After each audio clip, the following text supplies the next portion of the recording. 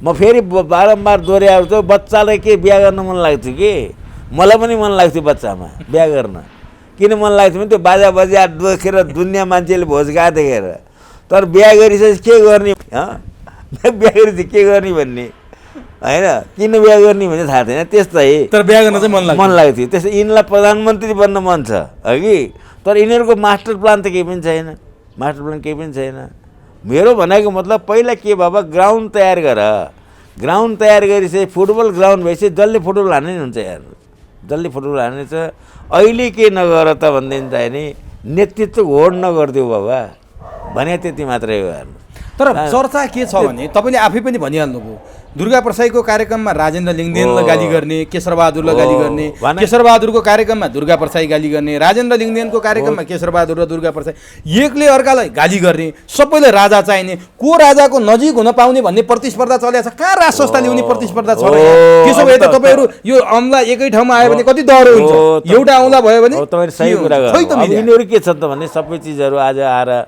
कहाँ गए त त्यो त्यस्तो त्यो निर्लज्ज ताल अस्ति चाहिँ गुन्डाहरूले गरसुतिया स्वास्नी मान्छेलाई त्यसै राति उठाएर भगाउँदाखेरि दुईजना मान्छे सँगै हिँड्न नपाउँदाखेरि नेपाली टोपी लाएर हिँड्न नपाउँदाखेरि राष्ट्रिय झन्डा खोसिँदाखेरि अनि यी मानव अधिकारवादी कहाँ गए त सुन्नु न मानव अधिकारवादी कहाँ गए भने जस्तै यी लिङ्गदेल सिङ्गदेल कुनै गरेर हिँडेका छन् भने हो कसैबाट घुसपेट भयो होला हेर्नुहोस् नत्र भने त्यसै बोलाउँछ त तपाईँ पनि एउटै कुरामा हिँड्नु भएको छ म पनि एउटै कुरा हिँड्नु भएको छ तर व्यक्तिगत कुरा नमिल्नुको मतलब स्वार्थ छ स्वार्थ ऊ पो अगाडि हुन्छ कि तपाईँलाई मैले राखेँ त यिनीहरू सबैलाई दुर्गा प्रसादले जित्यो अब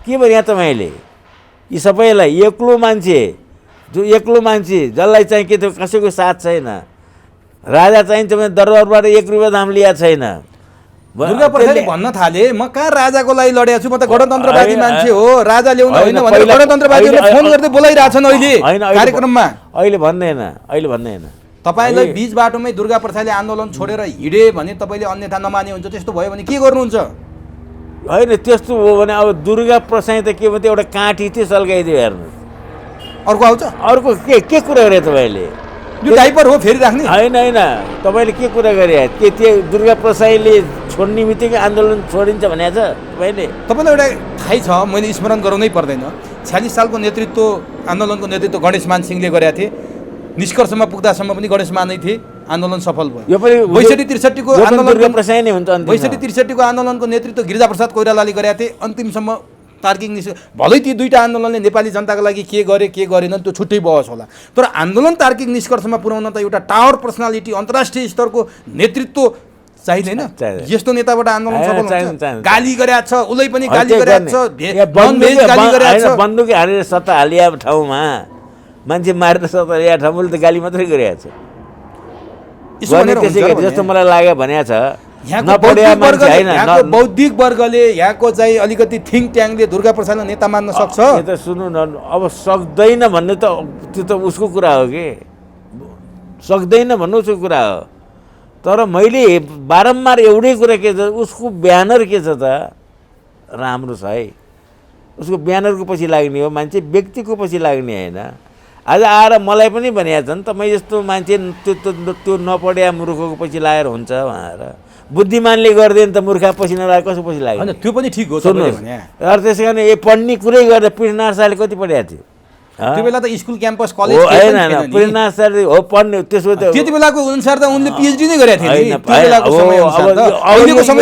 सफल भयो भने यो एलएन पिएचडी गरे हुन्छ भन्नुभयो त के सर्टिफिकेट किनेर पाइहाल्छ डाक्टर दुर्गा प्रसाद लेखिदिन्छ जाहिर खानु पर्ने होइन जङ्गबहादुरले के पढाएको थियो रणबहादुर शाहले के पढाएको थियो गरे त यत्रो राज्य त सृजना गरे हेर्नुहोस् पढाइ सबै कुरा होइन म के भन्छु भने त्यो मात्रै पनि भनेन जस्तो नि अब निबुवा लाउनुहुन्छ भने निबुवै फल्छ के सुन्तला फल्दैन त्यहाँ मैले मेरो चाहना र चासो मात्रै के हो भने सबै जान खोजे त पोखरै हो तर पोखरा जानलाई छिटो छरितो बाटो अथवा चलिरहेको बाटो त यहाँबाट मुग्लिन हुँदै पोखरा जान नै सही होला अब केशरबहादुर एउटा बाटो लागेका छन्, राजेन्द्र लिङ्गदेन अर्को बाटो लागेका छन्, जान त सबै पोखरा जान खोजिरहेको आउनु पर्यो, सद्बुद्धि आउनु पर्यो। उहाँहरूले अब केही बुझ्नु भएन होला, अर्का कुरा मलाई किन सोधिदिनुहुन्छ यार? तपाईँ सबैसँग नजिक हुनुहुन्छ, नजिक भएर के गर्नुहुन्छ त? तपाईँले पत्रकारले सोधे जस्तो हुँदैन नि। तपाईँले छातीमा हात राखेर भन्नुहोस् त, तपाईँलाई लागेको छ यो आन्दोलन तार्किक निष्कर्षमा पुग्छ? निष्कर्षमा पुग्न आँटिसक्यो भने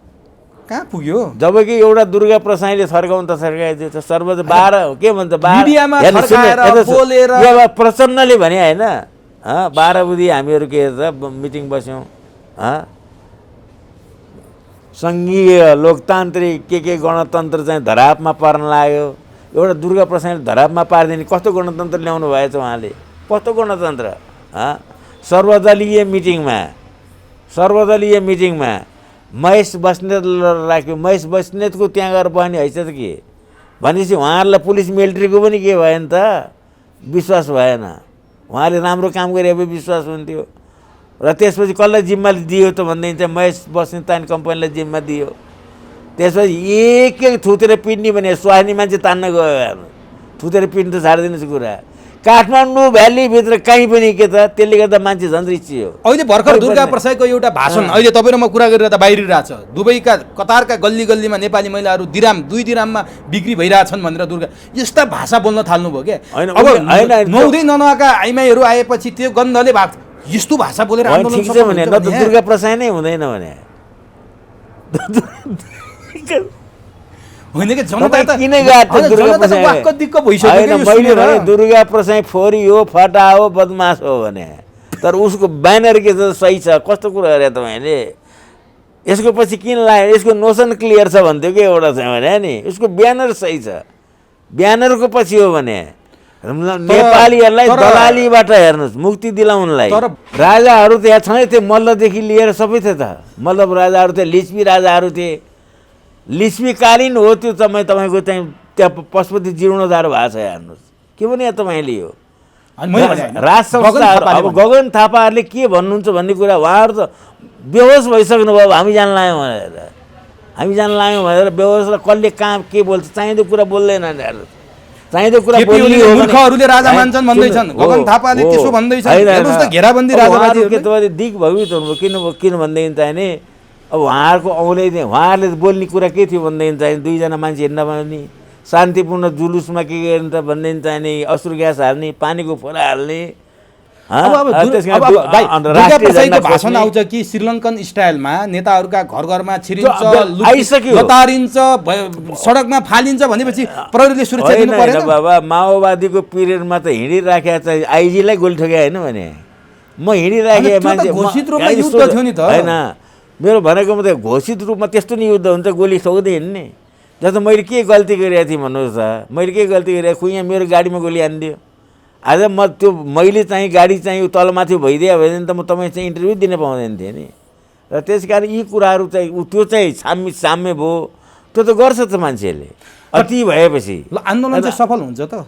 के कुरा गरे सफल हुने के हो? कहाँ गएर ठुङ्ग? आज यो त के त मर्निङ सो द डे भन्नुभयो नि तपाईँले। जुन दिन बल्खुमा दाखा जनता उत्रियो, के दुर्गा प्रसाईले पैसा दिएर ल्यायो ती जनता? पशुपति घुमाइन्छ भनेर गाउँमा गएर होइन, पशुपति होइन, भिडियोहरू सार्वजनिक होइन, भिडियोहरू त के गरे उनीहरूले गरेका छन् नि भिडियोहरू। अनि त्यो भिडियो आउनु पर्दैन भने त्यो राति गएर त्यो स्वास्नी मान्छे लगाइदिया भिडियो आउनु त्यो पनि आइसक्यो। त्यस कारण त्यो कुरा गभर्मेन्ट निर्लज्ज भएर हेर्नुहुन्छ। ट्रिब्युनल गठन गर्नुपर्छ कि पर्दैन? त्यस कारण अब कुरा के छ भनेदेखि चाहिँ हेर्नुहोस्, यो कुरा के छ भन्नुहुन्छ, जो सत्ता बस्छ त्यो राष्ट्रवादी हुन्छ भन्नु भएन कि? जो सत्ता बसभन्दा बाहिर हुन्छ त्यो अराष्ट्रिय हुन्छ कि?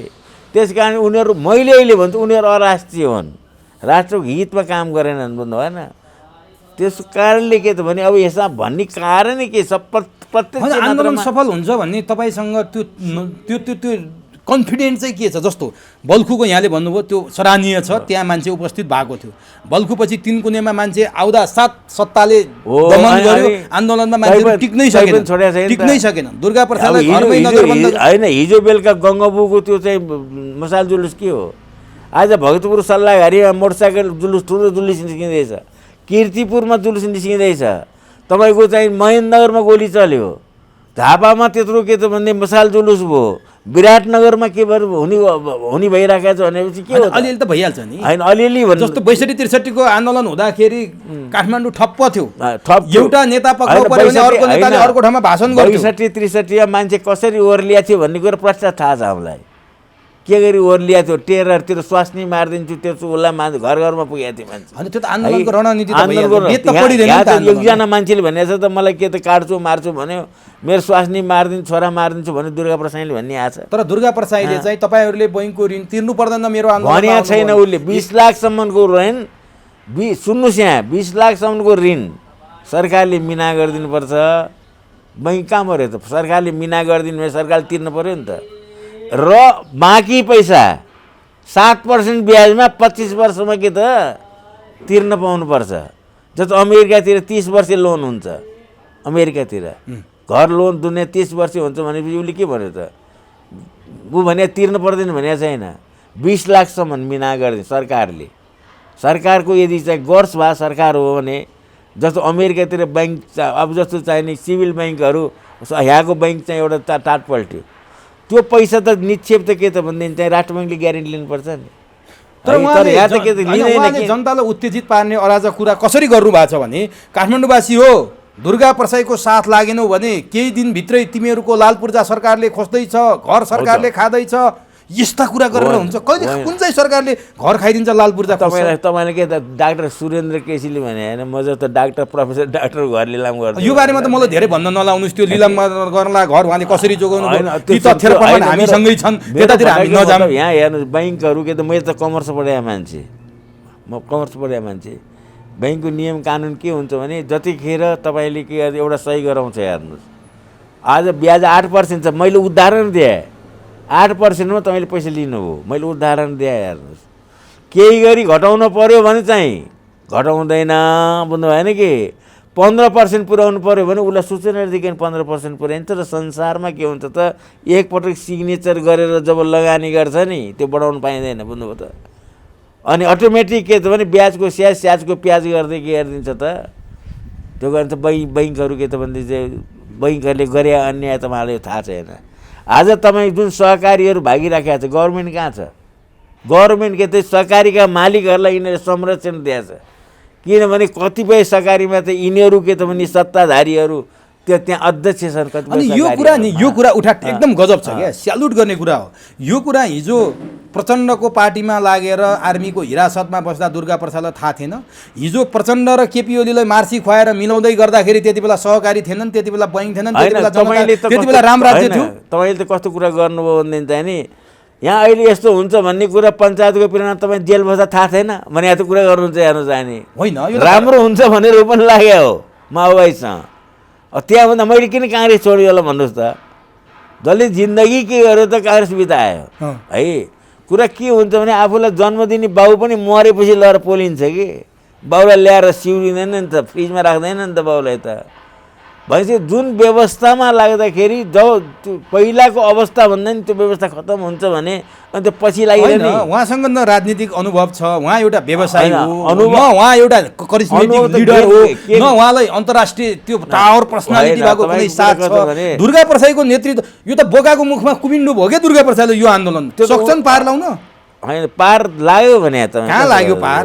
आज दुर्गा प्रसाईसँग राजा चाहियो भनेर आन्दोलन गर्ने न राजेन्द्र लिङ्गदेन छन्। राजेन्द्र लिङ्गदेन र दुर्गा प्रसाईले केपी ओलीको झड्केलो, केपी ओलीको छोरो भनेर आरोप लगाइरहेछन्, जो राजा ज्ञानेन्द्रसँग सँगै आडमा बसेको तस्बिर हिजो देख्नुभयो। केशर बहादुर विष्टसँग दुर्गा प्रसाई यसरी आन्दोलन सफलमा हुन्छ दाइ? खोइ त एक ठाउँमा मिल्न खोजे, अरूले धारे हात त लाइरहनु भएको छ, आफूहरू मिल्या खोइ त? उमेश बाबु तपाईँले मलाई सोध्न पर्ने केशर बहादुरलाई सोधिदिए तपाईँ केशर बहादुरसँग इन्टरभ्यू लिनुभएको छ। केशर बहादुरजी बुद्धिमान मान्छे हुन्, बुद्धिमान मान्छे हुन्। I like that gentleman very much. असाध्यै मन पराउँछु म, असाध्यै मान्छु, बुझ्नु भएन कि? तपाईँले उहाँलाई सोधे भए हुन्थ्यो नि त। यसो गरी सफल हुन्छ उहाँएर। तपाईँ चाहिँ नि यहाँ आन्दोलन छ, तपाईँ बिरगन्जतिर लाग्नुहुन्छ होइन, आफ्नो छुट्टै उ गर्नुहुन्छ, लिङ्गदेललाई सोधे भए हुन्थ्यो नि त। आज आएर हिजो लिङ्गदेलको विषयमा त्यहाँ नाराबाजी भयो। त्यही त लिङ्गदेलको विषयमा दुर्गा प्रसाईको अब आज आएर त्यही लिङ्गदेल भन्नु न, आज आएर के त भन्दैन चाहिँ नि अब उसले एक्लै राजा ल्याउन सक्छ त? अहिले आएर नवलपरासीदेखि त मान्छे त बोलाएर छ, ती नवलपरासीदेखि बोला मान्छेलाई हिँप चाहिँ 7 गति बोलाइदिए भए के हुन्थ्यो, अस्ति नै छेडिन्थ्यो नि त, हुँदैन। त्यस कारण यिनीहरूलाई के छ, लोभी पापी, काम केही पनि नगर्ने अनि धमिलो पानीमा माछा मार्ने, अनि यिनीहरू सबैलाई प्रधानमन्त्री चाहिएको छ, बुझ्नु भएन कि प्रधानमन्त्री भइसकेपछि के गर्ने भन्ने यिनीहरूसँग मास्टर प्लान छैन। बल्खुको आन्दोलन म मान्छु, तपाईँले भने सही थियो। त्यो आन्दोलनबाट दुर्गा प्रसाईका पछिल्ला अभिव्यक्ति र सरकारको धरपकडले आन्दोलन निरन्तर कमजोर भएका दृश्यहरू देखिन थाले। हिजो सिफल चौर बल्खुभन्दा कम भइसकेको थियो, आज सल्लाहघारी त्योभन्दा झन् कम हुँदै जानेछ। मान्छे कति दिन बस्छ आन्दोलनमा? गाउँबाट आएको मान्छेलाई ऋण मिना भनेर हुन्छ भनेर काठमाडौँ आएको रे, झन् ऋण थपेर मान्छे फर्केर जान लागिसक्यो। यो कहिलेसम्म चल्छ? होइन, यो चल्छ बाबा, यो त कन्टिन्युट प्रोसेस हो भने त्यसरी तपाईँहरू त्यसरी कुरा नगर्नुहोस् न। कन्टिन्यू देखेको कुरा गरे सालमा जसरी क्रान्ति सफल हुँदाखेरि अब त बर्बाद भयो देशमा, कान कानमा कुरा गर्थे अरे, कान कानमा। ओहो श्रीतेन महाराजहरूको नि किटी साज हुन थाल्यो, नेपाल त डुब्छ क्या अरे, सिद्धिन्छ क्या अरे। हेर्नुहोस्, चन्द्र शमशेरले यहाँ चाहिँ पहिलोपटक फर्पिङबाट बिजुली बाल्दाखेरि चन्द्र शमशेर बौलायो र त्यस कारण के त भने यो बोक्सीले बाल्छ, रुखा हरियो रुखा बत्ती बल्छ र त्यसमा राजा बौलायो भने हिँड्थे अरे, बुझ्नुभयो? त्यो जमाना थियो, बुझ्नुभयो त? हुँदै त्यस्तो जमाना पनि ती जन्मिने जर्नल बन्ने राणाहरू र मतलब राणा त फ्यालियो नि त। अहिलेको विद्यार्थी तरुणहरू कोही देखिँदैन आन्दोलनमा, त्यही ढाका टोपी लाउने, त्यसकारण पनि पक्राउ गरे होला क्या सरकार। होइन, तपाईँको कुरा के त भने बिचरा ती ढाका टोपी लाउने ओर्ने त के भइसक्यो त भनेदेखि चाहिँ नि कमजोर बनाइदिइसकेको छ, मजदुर बनाइसकेको छ। त्यस्तो धरपकड होइन, जागिर नखाएपछि दुर्गा प्रसादलाई घरमा नजरबन्द गर्दा भाषण गर्ने मान्छे छैन। त्यो नजरबन्द गरेको बाहिर मान्छेले भित्र जान दिएको छैन, उसले भित्र गर्नु त गरिरहेछ नि त एक्लै। दुर्गा प्रसाद नजरबन्द गरेका मान्छे पछाडिबाट निस्केर चाहिँ नि तिनको नि आएर भाषण त गर्यो नि त। धरपकड चलेको छ, निषेधित गरेको छ। एकातिर तपाईँले हेर्नु भएन, मानौ कि अब नेपालमा केही हुँदैछ, यहाँ त इमर्जेन्सी रहेछ भनेर चाहिँ विदेशीहरूले चाहिँ कमेन्ट गरे पनि त्यो सुन्नु भएको छ। तर यो आन्दोलनमा विदेशीहरू घुसपैठ भए, भारतीय जासुस संस्था र आरएसएसको पैसा दुर्गा प्रसाईले खनेर नेपालमा आन्दोलन हामीले होइन, दिल्लीमा 12 बुँदे समझदारी गर्यो भन्न हो नि प्रचण्डले, 12 बुँदे दिल्लीमा बसे होइन, यहीँनिर कुरो मिल्दैन क्या। प्रचण्डले भन्नु हो नि, सरकारले हामी 12 बुँदेहरूको मिटिङ बस्यो, के भने त्यही त उनले भन्नु हो नि, भन्न हुने गर्न हुने। त्यसको तर प्रमाण आउनु पर्यो नि त। यसो त्यसको विरुद्धमा तपाईँहरूले आन्दोलन गर्नुभएको, यहाँ विदेशी हस्तक्षेप भयो, भारतको 12 बुँदेले गर्दाखेरि नेपालको अवस्था यस्तो भयो, पश्चिमाहरूको हस्तक्षेप भयो, एकदम गजब। यस्तो आरोप लाउनेले आफू पनि त्यही गर्दाखेरि अनि जनताले पत्याउँछ आफ्नो शरीरमा चाहिँ कहाँ गऱ्यो? मैले त कुरा बुझिनँ तपाईँले भने त। तपाईँले प्रचण्डले गर्यो, मैले त के भन्दै छ भने हामी 12 बुँदे समझदारीवाला भने नि उसले प्रचण्डले भने, प्रधानमन्त्रीले को मिटिङ बस्यो, हामी यो व्यवस्था जोगाउन प्रतिबद्ध भयौँ है। ओलीजी त परिआयो भने फाइटै गर्छु भन्नुभयो, पोखरा भने त्यही हो है। र नबुझिएको कुरा के छ भन्नुहुन्छ भने संसारमा के गर्दैन त भन्दैन त नि, दुर्गा प्रसाई भर्से एमाले पो भयो त। एमालेलाई के टाउको दुखेको थियो? केपी ओली किन यसरी हात धोएर लाग्यो? किन हात धोएर लाग्यो भने सबैभन्दा बढी भद्रकोले एमालेले गरिरहेको छ भने बुझिन्छ, एमालेले गरिरहेको छ। त्यसो भएर त के त चोरको खुट्टा टान भन्दा चोरको खुट्टा के त भने भनेपछि उसले क्याम्बोडियाको कुरा ल्याइदियो, दुनियाँ गरेपछि ओलीजी एग्रेसिभली, जति ओलीजी एग्रेसिभली जानुभएको छ प्रचण्ड गएको छैन, बुझ्नुभयो त? उहाँ जति मन परी मुख छाडिरहनु भएको छ। अस्ति बल्खोकोमा पनि 4-5 हजार देख्नुभयो उहाँले, भक्तपुरमा 4-5 हजार देख्नुभयो। जब दशा लाग्छ नि, जङ्गबहादुरले मर्नुभन्दा पहिला सेतो बाघ देखाएको थियो कि, बाघ त सेतो हुँदैन नि। त्यसै ओलीलाई पनि के दशा लागिरहेको छ हेर्नुहोस्। उहाँ साँचो कुरा देखेको कुरा शुद्ध भन्न चाहनुहुन्न भनेपछि उहाँका ओलीबा भनेर पछि लाग्ने मान्छेहरू अब आज ग्रेटिस भन्ने एउटा चाहिने कि भिजन मिडिया, विदेशी भिजन मिडियाले छताछुल्लो पारिदिएछ। दुर्गा प्रसाईले भनेको जुन क्याम्बोडियामा के त भनिसकेपछि ओली जस्तो चलाक मान्छेले यहाँ चाहिँ के ट्रिब्युनल गठन गर्नुपर्छ पर्दैन, यो के हो भनेर नि। अनि आउने मान्छेहरूलाई चाहिँ के त भने इरेस्पोन्सिबल जवाब दिने, 1000 थपेर दिन्छु के भनिएको थियो? 1000 थप्ने कि उहाँले त अब उच्च स्तरीय एउटा ट्रिब्युनल गठन गरेर क्याम्बोडिया पठाउने, त्यो त उहाँको हिम्मत छैन। अनि हिम्मत नभएपछि के दबाउन सकिन्छ कि भनेर अनि उही चाहिँ नि सल्ले कमान्डर इन्ची भएर गइसकेपछि अनि दुर्योधन मुर्छा परेर हाँसिया छ कि तपाईँको। हे धिक्कार हे भगवान् चाहिँ के त अब यो चाहिँ नि के त भने भीष्म द्रोण कर्ण आदि बलवान जस्ताहरूको पनि भने सल्ले हो महेश बस्नेत हो। अब त्यस कारण के त अनि के त ओलीको कमान्डर महेश बस्नेत। त्यस कारण ओलीको कमान्डर के भए त महेश बस्नेतजी भए। महेश बस्नेतजीले जे बोले नि फेटाउने प्याट मारिन्छ झिँगा मारे जस्तो त्यत्रो मन्त्री भइसकेका मान्छे। उनका चाहिँ 8 परिवार हिँडेका छन्। कुना कुनामा ठोकिन्छ, ठामको ठाम मारिन्छ, ठोकिन्छ। हात्तीसँग भुसुना, आफै हात्ती, अर्काले भन्नु पऱ्यो नि हात्ती देखियो नि त दुर्गति त। कति पैसा खर्च गरेर कहाँ पैसा बाँडिदिएको थियो भन्ने पनि हामीलाई थाहा छ। इन्द्रेणीमा इन्द्रेणी होटलमा चाहिँ के त महाराजगञ्जमा पैसा बाँध्नेहरू भूतपूर्व आइजी साइजी पनि थिए त्यहाँ है कि। त्यो पैसा बाँधेर ल्या त त्यही हो। उनीहरूको झन्डा त पुलिसले खोज्न सकेन नि त। खुकुरी ल्याएर हिँडेर नि त बल्खुमा त भिडियो आइसक्यो। खुकुरीले युवा सङ्घका कार्यकर्ता युवा सङ्घको झन्डा र खुकुरी बोकेर त्यहाँ तपाईँहरू बाहिर निकाल्नु हुँदैन। निकाल्यौँ त र त्यस कारण चाहिँ अब त्यहाँबाट भाग्यो हेर्नुहोस्। त्यहाँ गएर त्यहाँ के धुलाइ गऱ्यो अरे भनेर चाहिँ भनेपछि खुकुरी लिएर हिँड्दा केही भएन। राति सुत्या स्वास्नी मान्छेलाई गर्दा केही भएन। उनीहरूको झन्डा त खोज्दैन नि त।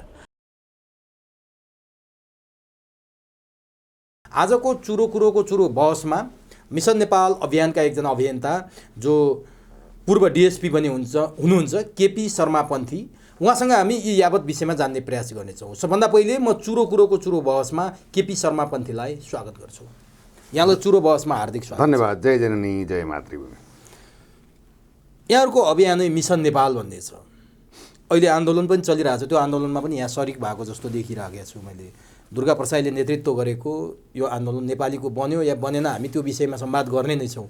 मिसन नेपाल अभियान चाहिँ कस्तो मिसनका लागि यहाँहरूले अभियान थाल्नु भएको, यहाँहरूको मिसन अन्तर्गत के पर्छन् र यहाँहरूको मिसनले अहिलेसम्म देश र जनताका लागि के गरेको छ? मैले यहाँबाट सुरुवात गरेँ। राम्रो प्रश्न सोध्नुभयो। प्रश्नको लागि यो लोकप्रिय मिडियामा यो चाहिँ चुरो बहसमा जुन एउटा अवसर दिनुभयो यसको लागि सर्वप्रथम धन्यवाद दिन चाहन्छु। वास्तवमा चाहिँ मिसन भनेको एउटा उद्देश्य हो। अब यही हामीले आजभन्दा 15 वर्ष पहिला एउटा मिसन नेपाल भन्ने सामाजिक संस्था गैर मुनाफामूलक संस्थालाई हामीले भनौँ विधिवत रूपमा नेपाल सरकारबाट चाहिँ नि अनुमोदन लिएर चलेको अवस्था हो।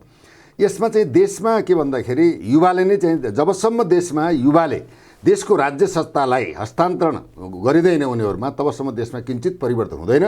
युवा आओ देश बचाओ। युवाले चाहिँ के भन्दा राजनीतिकमा हस्तक्षेप गर, मेरो आफ्नो अधिकारको लागि विदेश जाने होइन, यही देशमा यही नेपाल आमाको काखमा बसेर आफ्नो भाग्य र भविष्य निर्माण गर्नको लागि युवा नै के हो भन्दाखेरि एउटा सबल शक्ति हो। Youth are the power of the nation भन्छ। त्यो उनीहरूले चाहिँ हामीले चाहिँ अन्याय अत्याचार भ्रष्टाचार विभेद घुसखोरी तस्करी र चाहिँ के म के हुँ, मुलुक के हो, राष्ट्र के हो, मेरो दायित्व के हो र मैले चाहिँ देशलाई र समाजलाई दिनुपर्ने चाहिँ नि एउटा चाहिँ नि भनौँ एउटा चाहिँ के त भन्दाखेरि कर्तव्य के हो भन्ने कुराहरूमा हामीले राष्ट्रव्यापी रूपमा मात्र नभएर अन्तर्राष्ट्रिय जगतमा समेत हामीले चाहिँ मिसन नेपालबाट चाहिँ नि भनौँ सन्देश दिइरहेको अवस्था छ। एउटा चेतना यस्तो चिज हो जसले के हुन्छ, चेतना भनेको विचार हो, विचार यस्तो चिज हो जसले समाज परिवार राष्ट्रलाई परिवर्तन गर्न सक्छ भन्ने हिसाबमा विदेशमा अलपत्र परेका व्यक्तित्वहरूलाई धेरै उद्धार गरिएको अवस्था पनि छ। आजै चाहिँ एयरपोर्टमा पनि एकजना मान्छेलाई चाहिँ उद्धारकै क्रममा लिन जाने अवस्था पनि परेको छ। हामीले समाजलाई एउटा रूपान्तरण गर्नको लागि देशको धर्म संस्कृति परम्परा इतिहास र हाम्रा बाबुआमाले हामीलाई डोर्याएको बाटोलाई हामीले चाहिँ के भन्दा त्यो पोखरीलाई चाहिँ हामीले नपुरौँ, त्यसलाई चाहिँ सिन्चित गराएर राष्ट्रको एउटा पहिचान र चाहिँ इतिहासलाई चाहिँ बरकरार राखौँ भनेर अगाडि बढेको यो संस्था हो होइन। अब यसमा अहिले जेरी ताम्राकार चाहिँ एउटा भनौँ केन्द्रीय अध्यक्ष हुनुहुन्छ भने म चाहिँ अब यो मिसन नेपालको संस्थापक अध्यक्ष हो। यसले चाहिँ मूलतः चाहिँ हामीले 15 वर्षदेखि यो देशलाई बचाउने अग्रपङ्क्तिमा नै हामीले काम गरेको अवस्था छ र यो निरन्तरता यसले दिइरहेको अवस्था छ। अनि यहाँहरू नि जस्तो यहाँ त पूर्व प्रहरी कर्मचारी पनि हुनुहुन्छ। धेरै पूर्व प्रहरी कर्मचारीहरू चाहे प्रहरीको प्रमुख भएको होस् अथवा माथिल्लो पदमा बसेका व्यक्तिहरू निवृत्त भएपछि रिटायर्ड भएपछि सबै के अभियान कि राजनीतितर्फ आकर्षित हुनुको कारण के हो? त्यत्रो वर्ष यहाँहरू लामो समयसम्म देशको सेवा गर्नुभएको हुन्छ, बाँकी जीवन चाहिँ घर परिवारका लागि छुट्याउनुहोस् भनेर यहाँहरूको उमेरका कारण अथवा जागिरका हदका कारण यहाँहरू निस्किनुपर्ने हुन्छ। सबैलाई फेरि त्यहाँबाट निवृत्त भइसकेपछि पनि कि अभियान कि पार्टीको डन्डा किन चाहिन्छ? वास्तवमा चाहिँ के त भन्दाखेरि हेर्नुहोस्, मान्छे एउटा के भन्दाखेरि एउटा सामाजिक प्राणी हो। सामाजिक प्राणी मात्र नभएर राजनीतिक प्राणी पनि हो। देशमा उसको पनि दायित्व हुन्छ। आजै तपाईँको प्रज्ञा प्रतिष्ठानमा पूर्व सुरक्षा परिषदको एउटा चाहिँ साधारण सभा थियो, त्यसमा मैले भर्खरै चाहिँ भाग लिएर आएको अवस्था हो। यसै क्रममा मैले के भने भन्दाखेरि तपाईँहरू चाहिँ कुनै पार्टीको चाहिँ झोले भनेर सङ्गठनिक चाहिँ यो तपाईँ हाम्रो अनुभव, शिक्षा, ज्ञान, विज्ञता, क्षमता, तालिम र चाहिँ देशलाई बहुआमिक चाहिँ पाटोमा हाम्रो अनुभवलाई चाहिँ राज्यले पनि के भन्दा तिरस्कृत गरेको अवस्था छ। त्यसैले हामी किन एकीकृत नहुने? अब 50-60 लाखको हाराहारीमा विश्व भनौँ नेपाली सेना, नेपाल प्रहरी, सशस्त्र प्रहरी, नेपाल के अरे भारतीय सेनामा रहेका, ब्रिटेनमा रहेका, सिङ्गापुर, बेलायत यावत विश्वमा रहेका चाहिँ हामी चाहिँ प्रहरी सुरक्षा अङ्गहरू एक भएर देशलाई पनि हामीले परिवर्तन गर्न सक्छौँ। कसैका झोले चाहिँ नबनौँ। हामीसँग ज्ञान छ, अनुभव छ, क्षमता छ, तालिम छ र हामीले विभिन्न प्रकारका इन्भेस्टिगेसन गरेका छौँ। सुरक्षा यस्तो चिज हो जुन सुरक्षा बिना न घर न समाज राष्ट्र पनि के हुन्छ समृद्ध हुन सक्दैन। त्यसैले यो संवेदनशील पक्षलाई हामी छुट्टै के भन्दा राष्ट्रिय पार्टीको राजनीतिभन्दा बाहिर रहेर एउटा ठुलो शक्तिको रूपमा हामी स्थापित हौँ भन्ने एउटा बहस पनि चलेको अवस्था हो। त्यो हुनाले के भन्दा हाम्रो चाहिँ अनुभव, हामीले जानेका कुराहरू समाजलाई दिन सकेनौँ, राष्ट्रलाई दिन सकेनौँ भने त्यो पनि राष्ट्रिय अपराध हो। त्यो हुनाले चाहिँ के भन्दा यहाँ उमेर र निवृत्तिकरण अथवा पेन्सन मात्र नभएर देश त मेरो पनि हो, यो देशको जिम्मेवार म नागरिक पनि हो भन्ने खालको चाहिँ के भन्दाखेरि हामीले नगरे कसले गर्ने, अहिले नगरे कसले गर्ने भन्ने अनुभवको कुनै डिग्री हुँदैन। विश्वमा चाहिँ के हुन्छ पोलिटिकल साइन्स अब विभिन्न खालका चाहिँ विषयका डिग्रीहरू हुन्छन्, अनुभवको डिग्री हुँदैन। त्यो अनुभव यस्तो चिज हो, त्यसमा सबै कुराहरू बहुआयामिक चाहिँ के अरे पाटा र बाटाहरू उसको मन मस्तिष्कमा लुकेको हुन्छ। त्यसैले पूर्व चाहिँ के भन्दाखेरि राष्ट्रसेवक, पूर्व चाहिँ सुरक्षा निवृत्त भएका सुरक्षा अधिकारीहरूमा जुन एउटा क्षमता छ त्यो क्षमता एउटा परिष्कृत राजनीति भन्न सक्दैन। राजनीतिक ज्ञान पनि छ, सुरक्षात्मक ज्ञान पनि छ, धार्मिक ज्ञान पनि छ, उसले चाहिँ विदेशमा गएर ट्रेनिङ गरेका चाहिँ विदेशको ज्ञान पनि छ। हरेक प्रकारको बहुआयामिक पाटो भएको हुनाले अहिले यो देश विखण्डन र भ्रष्टाचारमा लिप्त भएको हुँदा यो देशलाई बनाउनको लागि भनौँ हामी लगायतका चाहिँ एउटा भनौँ अनुभवी व्यक्तिहरूले चाहिँ राज्यको षड्यन्त्रलाई घचघचाएर खबरदारी गर्नु मूलतः के भन्दा सबैको दायित्व अन्तर्गत हामी बढेको होइन। यहाँले भनेको कुरामा दुई मत छैन, तर यहाँहरू पेन्सन पनि खानुहुन्छ। उस्तै परे यहाँहरूका प्रहरी महानिरीक्षक भइसकेका केही व्यक्तिहरू चुनाव लडेका उदाहरणहरू पनि छन्, पार्टी खोलेका उदाहरण पनि छन्। अनि त्यो चुनाव जितेपछि सांसद भएपछि त्यो सेवा सुविधा पनि लिने, पेन्सन पनि लिने, पेन्सन लिनेहरू यसरी राजनीतिमा आएर चुनाव लडेर दोहोरो राज्यको सुविधा लिने। वास्तव यस्तो हो कि त भन्दा दोहोरो राज्यको सुविधा भन्दा पनि अहिलेसम्म भएका प्रधानमन्त्री, सांसददेखि लिएर सबैले सुविधा ल्याएको छ। तपाईँले बुझ्नुहोस्, अब यहाँसम्म कि तपाईँको चाहिँ आफ्नो चाहिँ उपचारको लागि अरबौँ राज्यको चाहिँ ढुकुटी निम्ताएको छ। राष्ट्र सेवकहरूले चाहिँ आफ्नो चाहिँ 30-32 वर्षसम्म राष्ट्रको लागि, जनताको लागि योगदान दिएर चाहिँ आफ्नो परिवारबाट छुट्टै रहेर के भन्दाखेरि समाजलाई, राष्ट्रलाई सुरक्षा दिने काममा, प्रशासनिक काममा, देशको चाहिँ सबल विकास र चाहिँ जनग्राही जनतालाई सेवा दिने काममा उनले चाहिँ लडेर मरेर चाहिँ के भन्दा सेवा गरेको हुनाले त्यो राज्यले दिने होइन, जनताले जम्मा गरेको सम्मानस्वरूप राज्य कोषबाट प्राप्त एउटा सुविधा हो चिया खाने खर्च। यो ठुलो कुनै मान्यता राख्दैन। यसको मतलब के भन्दा निवृत्त भयो भने बन्धक भएर बस्ने कुरो त हुँदैन नि तपाईँको। यो त विश्वकै नियम हो। यसमा कुनै सबै प्रधानमन्त्री राजनीतिमा त निवृत्त हुनु पर्दैन रहेछ नि। राजनीति भनेको त सम्भावनाको खेल हो। यसमा चाहिँ के भन्दाखेरि तपाईँको चाहिँ क्लबमा जानुपर्नेहरू पनि राजनीतिमा आए पर्दैन। होइन, उमेरले चाहिँ के भन्दाखेरि उमेरले चाहिँ राजनीतिलाई फरक पार्दैन। उसको भिजन हो, विचार हो। यहाँ चाहिँ युवा र चाहिँ वृद्धताको कुरो आउँदैन। उसको विचार, उसको सोच, उसको चाहिँ ट्यालेन्टिसिटी, उसको अनुभव, एक्सपिरियन्स चाहिँ ठुलो कुरो हुन्छ। आज तपाईँले जर्मनको चाहिँ तपाईँको हिटलरले चाहिँ दुःख पाएर लास्टमा गएर आर्मीमा गएर चाहिँ त्यो जर्मनमा चाहिँ दोस्रो विद्रोहको कुरा आयो नि त तपाईँले। त्यो पनि एउटा क्याप्टेन थियो होइन। हरेक चाहिँ हेर्नुहोस् चाहिँ के भन्दाखेरि हरेक चाहिँ राष्ट्र जस्तै पाकिस्तानमा हेर्नुहोस्, त्यहाँ पनि सेना प्रमुखले चाहिँ त्यो के मुशरफ भन्ने राष्ट्रपति सेना प्रमुख भएको थिए। किन भन्दाखेरि सेना भनौँ सुरक्षा अङ्गले बहुआयामिक चाहिँ एउटा अनुभव ल्याएको हुन्छ कि त्यसले चाहिँ राज्यलाई डिल गर्न सक्ने र देशलाई कसरी रूपान्तरण गर्न सकिन्छ भनेको एउटा ठुलो अनुभव बोकेको हुन्छ। ऊ स्वयंमा डिग्री हो। डिग्री चाहिँ यो अनुभवको डिग्री संसारमा छैन। त्यसैले यसलाई नजरअन्दाज नगरियोस्। उमेरले चाहिँ असर पार्दैन। उसको क्षमता, विज्ञता, राष्ट्रभक्ति, निस्वार्थता र चाहिँ उसको विज्ञताले चाहिँ राज्यलाई घचघचाउनको लागि, राज्यको उन्नति र विकासको लागि एउटा टेवा चाहिँ दिन्छ, अवश्य पनि दिन्छ। यसलाई यसरी बुझ्दा राम्रो हुन्छ जस्तो मलाई लाग्छ। कतिपयले के भन्छन् भने नि, जस्तो सुरक्षा निकायमा बस्दाखेरि कहाँबाट खान पाइन्छ, कहाँबाट भ्रष्टाचार गर्न पाइन्छ, कसरी जोगिन्छ भन्ने कुरा चाहिँ त्यो नेताहरूले गरेको कुकृत्य चाहिँ सुरक्षा निकायमा बसेका धेरै मान्छेले जानेका हुन्छन् र राजनीतिमा त्यही टुल्स प्रयोग गर्नका लागि उनीहरू राजनीति गर्न चाहन्छन् भन्ने आरोप लाग्छ हो। होइन कतिपय के भन्छ आफ्नो स्वार्थको लागि के भन्दा अब मान सान इज्जत प्रतिष्ठा र उमा बसेको मान्छेले एक्कासी चाहिँ के भन्दा त्यो सेवाबाट निवृत्त हुँदाखेरि अलिकति डिप्रेसनका कुराहरू आउँछन् र कतिपय चाहिँ यहाँ तपाईँ लाखौँ सुरक्षाकर्मीहरू छन्। अब भनौँ तीमध्ये अब कुनै अब यसरी समाजमा राष्ट्रमा देशलाई रूपान्तरण गर्नुको लागि अगाडि बढेको केही चाहिँ औँलाले गर्ने मात्र छन्, तपाईँलाई चाहिँ थाहा भएकै कुरा हो।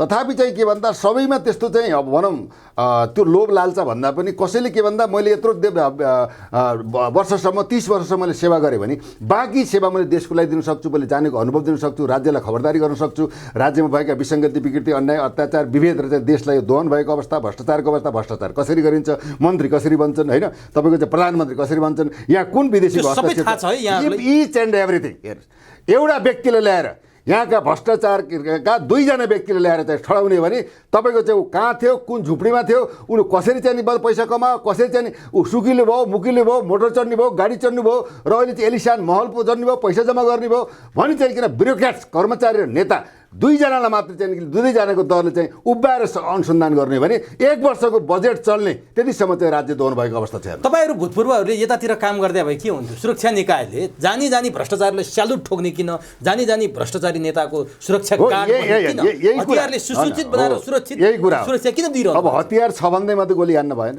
गोली हान्नुस् भन्दै भएन। तथापि के छ भन्दा एउटा सिस्टम हुन्छ, विधि हुन्छ, ऐन हुन्छ, नियम हुन्छ। नेपाल प्रहरीलाई के भन्दा राज्यको चाहिँ के भन्दा गृह मन्त्रालय अन्तर्गत राखिएको एउटा निकाय अङ्ग हो, बुझ्नु नि। नेपाल प्रहरी सक्षम छ, दक्षिण एसियाको चाहिँ अब्बल प्रहरी पनि हो, विश्वका हरेक पिस किपिङ मिसनमा गएर लिडिङ गरेको अवस्था पनि हो, अन्तर्राष्ट्रिय जगतमा इज्जत पनि राखेको अवस्था हो। तर के त भन्दा त्यो भ्रष्टाचारी भए पनि दुराचारी भए पनि राज्यको षड्यन्त्रमा पुगिसकेपछि ल एन्ड अर्डरलाई मान्नुपर्ने हुँदाले बाध्य भएर पनि के गर्नु, जानी जानी भ्रष्टाचारलाई स्यालुट गर्ने अवस्था बनिएको छ। कि त जागिर छोड्नु पर्यो। अब तपाईँको चाहिँ के भन्दा ल सुन काण्ड छानबिन गर, अब ललिता निवास छानबिन गर, यो भ्रष्टाचार छानबिन गर, ओम्नी छानबिन गर, वाइट बडी छानबिन गर, होइन जति एनसिएलको त अब तपाईँको चाहिँ भन्दा कति 200 अरबै चाहिँ नि अब उसको उठाउन बाँकी छ, एनसिएल भाग्न लागिसक्यो। देख्नु भने यावत कुराहरूले प्रहरीलाई निष्पक्ष रूपमा अनुसन्धान गरेर दिँदैन, ब्रेक हुन्छ। आज निर्मला हत्याकाण्डको आज 4-5 वर्ष भइसक्यो, खै त चाहिँ दोषी उप कारबाही त उनीहरूले के भन्छ कतिपय अवस्थामा प्रहरीलाई के भन्दा राज्यको संयन्त्र नेतृत्व र सरकारले के गरेको छ भन्दाखेरि एउटा चाहिँ आफ्नो अन्डरमा राखेको छ, निष्पक्ष निर्भीक भएर चाहिँ अनुसन्धान गर भनेर भन्छ भने नेपाल प्रहरी विश्वकै तुलनामा सक्षम छ। नेपाल प्रहरीलाई फुल्ली अधिकार, स्वतन्त्र अधिकार, राजनीतिक हस्तक्षेप बिना अनुसन्धान प्रकृति शान्ति सुरक्षा दिने बाटोघाटो मिल्छ भने विश्वमै उसले चाहिँ अनुसन्धान गरेर एउटा पनि भन्सार तस्करीदेखि चोरी निकासी डकैती यावत कुरा चाहिँ ब्रेक हुन्छ ओन्ली फर 24 आवर्स। तर के छ भन्दा राजनीतिक हस्तक्षेप छ। आइजीले चाहिँ यो काम गर्यो भन्दा नै स्टप इट, डोन्ट टच दियर भन्दैछ, के गर्नुहुन्छ? कि त जागिर छोड्नु पर्यो, होइन कि त भनेको मान्नु पर्यो। त उनीहरूले अब एउटा पदमा गएको मान्छेले एउटा चाहिँ अपमानित भएर जागिर छोडेर बस्नु पनि चाहँदैन। मजबुरीका नाम महात्मा गान्धी हेर्नुहोस्, मर्ता क्या नै गर्दा भनेपछि त्यहाँ ब्रिफ केस चल्छ सरुवा बडुवामा अथवा आइजिपी बन्दमा। होइन विगतमा अब कुराहरू त बाहिर आइसक्यो त। ब्रिफ केस चल्ने कुरा कस्तो छ भन्दाखेरि अब यहाँ चाहिँ अब सिनियरलाई चाहिँ जुनियर बनाउने अहिले तपाईँले हेर्नुहोस् नेपाली सेना सशस्त्र प्रहरीलाई के गर्यो भन्दाखेरि तपाईँको चाहिँ 5 वर्ष कुनै पदमा डिएसपी छ भने 5 वर्ष भइसकेको छ भने निवृत्त हुने बेलामा एसपी दिएर पठाउँछ भने नेपाल प्रहरीलाई 8 वर्ष राखेको छ। यहाँ विभेद छ। अब चाहिँ सेनाले चाहिँ के भन्दा जवानहरूलाई चाहिँ अब तपाईँ 16 वर्षमा पेन्सन बनायो। अहिले चाहिँ के छ भन्दाखेरि तपाईँको चाहिँ नेपाल प्रहरीमा चाहिँ 16 वर्ष लागू गरेको छैन, होइन 20 वर्ष छ। त उनीहरूले के त भन्दा यो सामान्य विभेद भयो, सुरक्षा अङ्गमा पनि विभेद भयो। हेर्नुहोस् त उनीहरूले यो विविधतालाई समायोजन गरेर व्यवस्थित र सुरक्षित गर्ने भने देश पनि सुरक्षित हुनसक्छ। तर चाहिँ के भन्दा सुरक्षा अङ्ग यस्तो अङ्ग हो जुन सुरक्षा बिना चाहिँ न घर चल्छ, न समाज चल्छ, न देश चल्छ, न कानुन चल्छ, न विधि चल्छ, न प्रणाली चल्छ, न कुनै पनि चल्दैन। त्यो उनीहरूले सुरक्षाको क्षेत्रलाई राज्यले चाहिँ के भन्दाखेरि नकारेकै अवस्था हो, ससम्मान गरेकै अवस्था होइन। यहाँ आएर देशलाई जोगाउने पर्छ, सेनालाई मजबुत सुसम्पन्न होइन विश्वकै अन्तर्राष्ट्रिय चाहिँ मापदण्डमा लानुपर्छ, बढाउनुपर्छ, तालिमले सुसज्जित गराउनुपर्छ भनेर देशका नेतृत्वले सेनाको सङ्ख्या घटाउनुपर्छ। सेनाको आवश्यक छैन। प्रहरीले गाली गरे हुन्छ, प्रहरीले के गरे? प्रहरीले त कानुनको प्रयोग गर्दा विवेकको प्रयोग गर्नुपर्छ। हेर्नुहोस् तर सरकारले नै पकड भने पक्राउनु पऱ्यो, छोप भने छोप्नु पऱ्यो, थुन भने थुन्नु पऱ्यो, कारबाही भने कारबाही गर्नु पऱ्यो, होइन। तर यहाँ त ठुलालाई चाहिँ सानालाई यदि अब तपाईँको चाहिँ भुटानी शरणार्थी काण्डमा मेन डिजाइनर त पक्राउ भएकै छैन। अब सुन काण्डमा मेन डिजाइनर पक्राउ भएकै छैन। ललिता निवासको जग्गा प्रकरणमा मेन डिजाइनर पक्राउ भएकै छैन। त उनीहरूले के छ भन्दा अब टोपबहादुर रायमाझी, बालकृष्ण खाँड यी त निमित्त हुन्। यिनको चाहिँ मेन चाहिँ प्लानर पात्र चाहिँ सुरक्षित भएर हिँडिरहेछ भने यो देशमा के भन्दा समानुपातिक कानुन भएन। जबसम्म समानुपातिक कानुन हुँदैन तब राज्य व्यवस्था सुरक्षित र संरक्षित हुन सक्दैन। यही चाहिँ भाँड भैलेको कारण गठबन्धन, तटबन्धन, नदी बेच्ने, कलखारा बेच्ने, विदेशीको इसारामा चल्ने, जनतालाई चाहिँ गुमराहमा पार्ने, जनता युवालाई विदेशमा धकेल्ने, कल कारखाना समाप्त पार्ने, विदेशी ऋणले चुर्लुमा डुबाउने, देशलाई चाहिँ के भन्दा सेफ ल्यान्डिङतिर जाने अब श्रीलङ्काको धारमा आइसक्यो भने यो नेतृत्व कहिले बुझ्ने भन्दा बुझ्नु पऱ्यो नि। अब 80 अब भन्नुहुन्छ मिसन 84 मिसन टुडे भइसक्यो, 4 वर्षपछि देश रहला नरहला भन्ने अवस्था आइसक्यो। अहिलेको वर्तमान हेरे बाबा इतिहासलाई हेरेर वर्तमानलाई समीक्षा गरेर भविष्यको निर्धारण गर्नुपर्छ पर्दैन। त्यो यहाँ हजारौँ नेता भए तर यो कोही राजनेता बन्न सकेन। तपाईँ र देश र दुनियाँको लागि दुर्भाग्यपूर्ण विडम्बना भयो, अत्यन्त अफसोसको विषय भयो। यिनी सुध्रेन, यी सच्चिने कि मासिन् यो पाठमा पनि बुझ्न सकेन। जनताको यस्तो चाहिँ आक्रोश छ। आज चाहिँ दीपक आचार्य संसद भवनमा चाहिँ पेट्रोल छरेर आफू चाहिँ प्रेम आचार्य चाहिँ मृत्यु आवरण गरे। त्यही बेलादेखि देशमा अराजकता फैल्यो। यसलाई सम्बोधन गर्ने खै आज चाहिँ लघु वित्त मिटर ब्याजी ब्याङ्कले चाहिँ सारा ब्याजमा डुबाएर झुन्डेर मर्ने अवस्था भयो। बिस्काएर मरिरहेछ, झुन्डेर मरिरहेछ, हामफालेर मरिरहेछ, पेट्रोल खनाएर मरिरहेछ। जनताको अभिभावक गर्ने सरकार होइन, सरकारले व्यवस्थित गर्न सक्दैन। दुर्गा पर्साई आउनुपर्छ यसमा, यो सरकारको दायित्व हो किन? हरेक नेपालले जवाबदेही भएर यो सरकारलाई घचघचाउनु पर्दैन। त्यो उनीहरूले के भन्दा डेमोक्रेसीको नाममा निरङ्कुश लाद्ने, डेमोक्रेसीको नाममा तपाईँको चाहिँ के भन्दाखेरि अधिनायकवाद लाग्ने। यी 3-5वटा 6वटा नेताहरूले त्यहाँ डुबाए। 5-6वटा भन्दा कुनै विकल्प त भएन। हेर्नुहोस् 34 वर्षमा 28वटा प्रधानमन्त्री भए। तपाईँले के पाउनु, देशले के पायो, मुलुकले के पायो, जनताले के पायो, वृद्धले के पायो, बालबच्चाले के पायो, शिक्षा कहाँ गयो, स्वास्थ्य कहाँ गयो, वैज्ञानिक रूपमा चाहिँ के विकास भयो, के चाहिँ आविष्कार भयो, हामीले के पायौँ। तुरन्तले यो जर्जर अवस्था भयो। देशले के भन्न रहला कि नरहला भने अहम चिन्ताको विषय भयो। त्यसले गर्दा हामीले जानेका अनुभव, ज्ञान, विज्ञता, क्षमतालाई जनताबाट यहाँकै यस्तै टेलिभिजनबाट सचेतता गराउनु त मेरो दायित्व हो नि त, राष्ट्रिय जिम्मेवारीको रूपमा हामी अगाडि बढेको। यिनी सचेतन भने यिनी नासिन्छन्, यिनले यहाँ बस्नु पनि पाउने अवस्था छैन। देश चाहिँ गइसक्यो। हेर्नुहोस् आज महँगाई हेर्नुहुन्छ भने चौतर्फी महँगाई छ। हेर्नुहोस् आज के खाऊ साँझ के खाऊ भन्ने अवस्था आइसक्यो। यसको कार्य सम्पादन र व्यवस्थापन गर्नेको जनताको सरकार हो नि। सरकारमा हुन्छ गठबन्धन सरकार बनाउने को प्रधानमन्त्री पनि अहिले केपीजीले अब शेरबहादुर देउवासँग फेरि चाहिँ प्रचण्डले ढाल्न खेल खेल्नु भएको छ। यो राजनीतिक खेल कति खेल्छौ? जनतालाई किन ढाल बनाउँछौ? जनतालाई हजार मारेर 50,000 अपाङ्ग बनाएर जनतालाई कानमा चाहिँ बन्दुक राखेर कतिसम्म शिकार गर्ने? हामी सचेत बन्ने कि नबन्ने? यो देश त मेरो पनि हो। कुनै चाहिँ नेताको बिर्ता हो, कुनै बाबुको कुनै नेताको श्रीमतीले ससुरालीबाट ल्याएको दाइजो हो।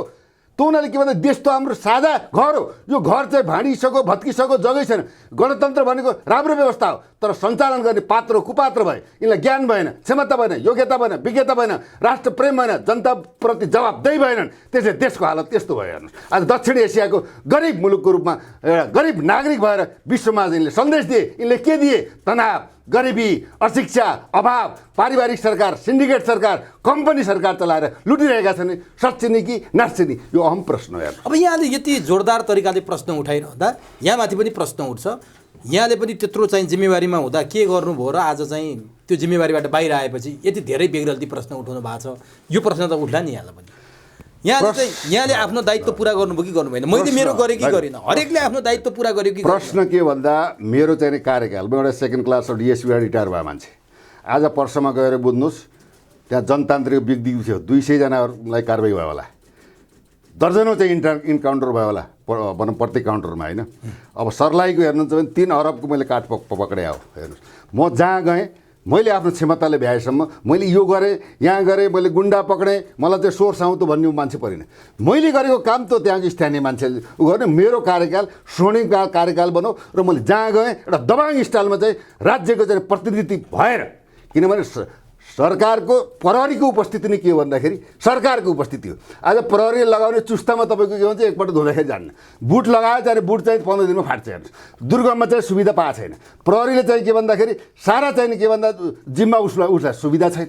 आज इमिग्रेसन थियो, लाइसेन्स थियो, वैदेशिक रोजगार थियो, सबै छिनेर चाहिँ अहिले एउटा नगरपालिकाको प्रहरी जस्तो बनायो। राज्यको चाहिँ सशक्त अङ्ग नेपाली सेना, सशस्त्र प्रहरी बल नेपाल प्रहरीलाई सक्षम बनाउनु पर्नेमा लत्ता भत्ता कपडा रासन सुविधाबाट वञ्चित बनायो, कम गर्यो। कहिले पनि अवहेलना गर्यो। त्यो गाडी हेर्नुहोस् न, थटथटथटथट हेर्नु धुलो हुन्छ हेर्नु। यी भ्रष्टाचारी गर्नेले चाहिँ 10औं करोड गाडी चढाएको छ भने जुन चिजलाई सम्मान गर्नुपर्ने, व्यवस्थित गर्नुपर्ने, त्यसलाई चाहिँ एउटा मजबुत बनाउनु पर्ने, त्यो मजबुत नभएर त्यसलाई के गरियो भन्दा आफ्नै पार्टीको भ्रातृ सङ्गठनकोमा स्थापित गरियो। त्यही नै के भन्दा सुरक्षा अङ्गमाथि राजनीतिक चाहिँ नेतृत्वले औँलो ठडाउनु, उसलाई अन्डरमा राख्नु र उसलाई चाहिँ के भन्दा अन्डर कमान्डमा राख्नु नै देशको लागि दुर्भाग्यपूर्ण विडम्बना भएको हाम्रो चाहिँ विश्लेषण रहेको छ। नेपाल प्रहरी भन्ने संस्था पनि त बदनाम हुँदै गएको छ नि, पहिला जस्तो कहाँ छ र?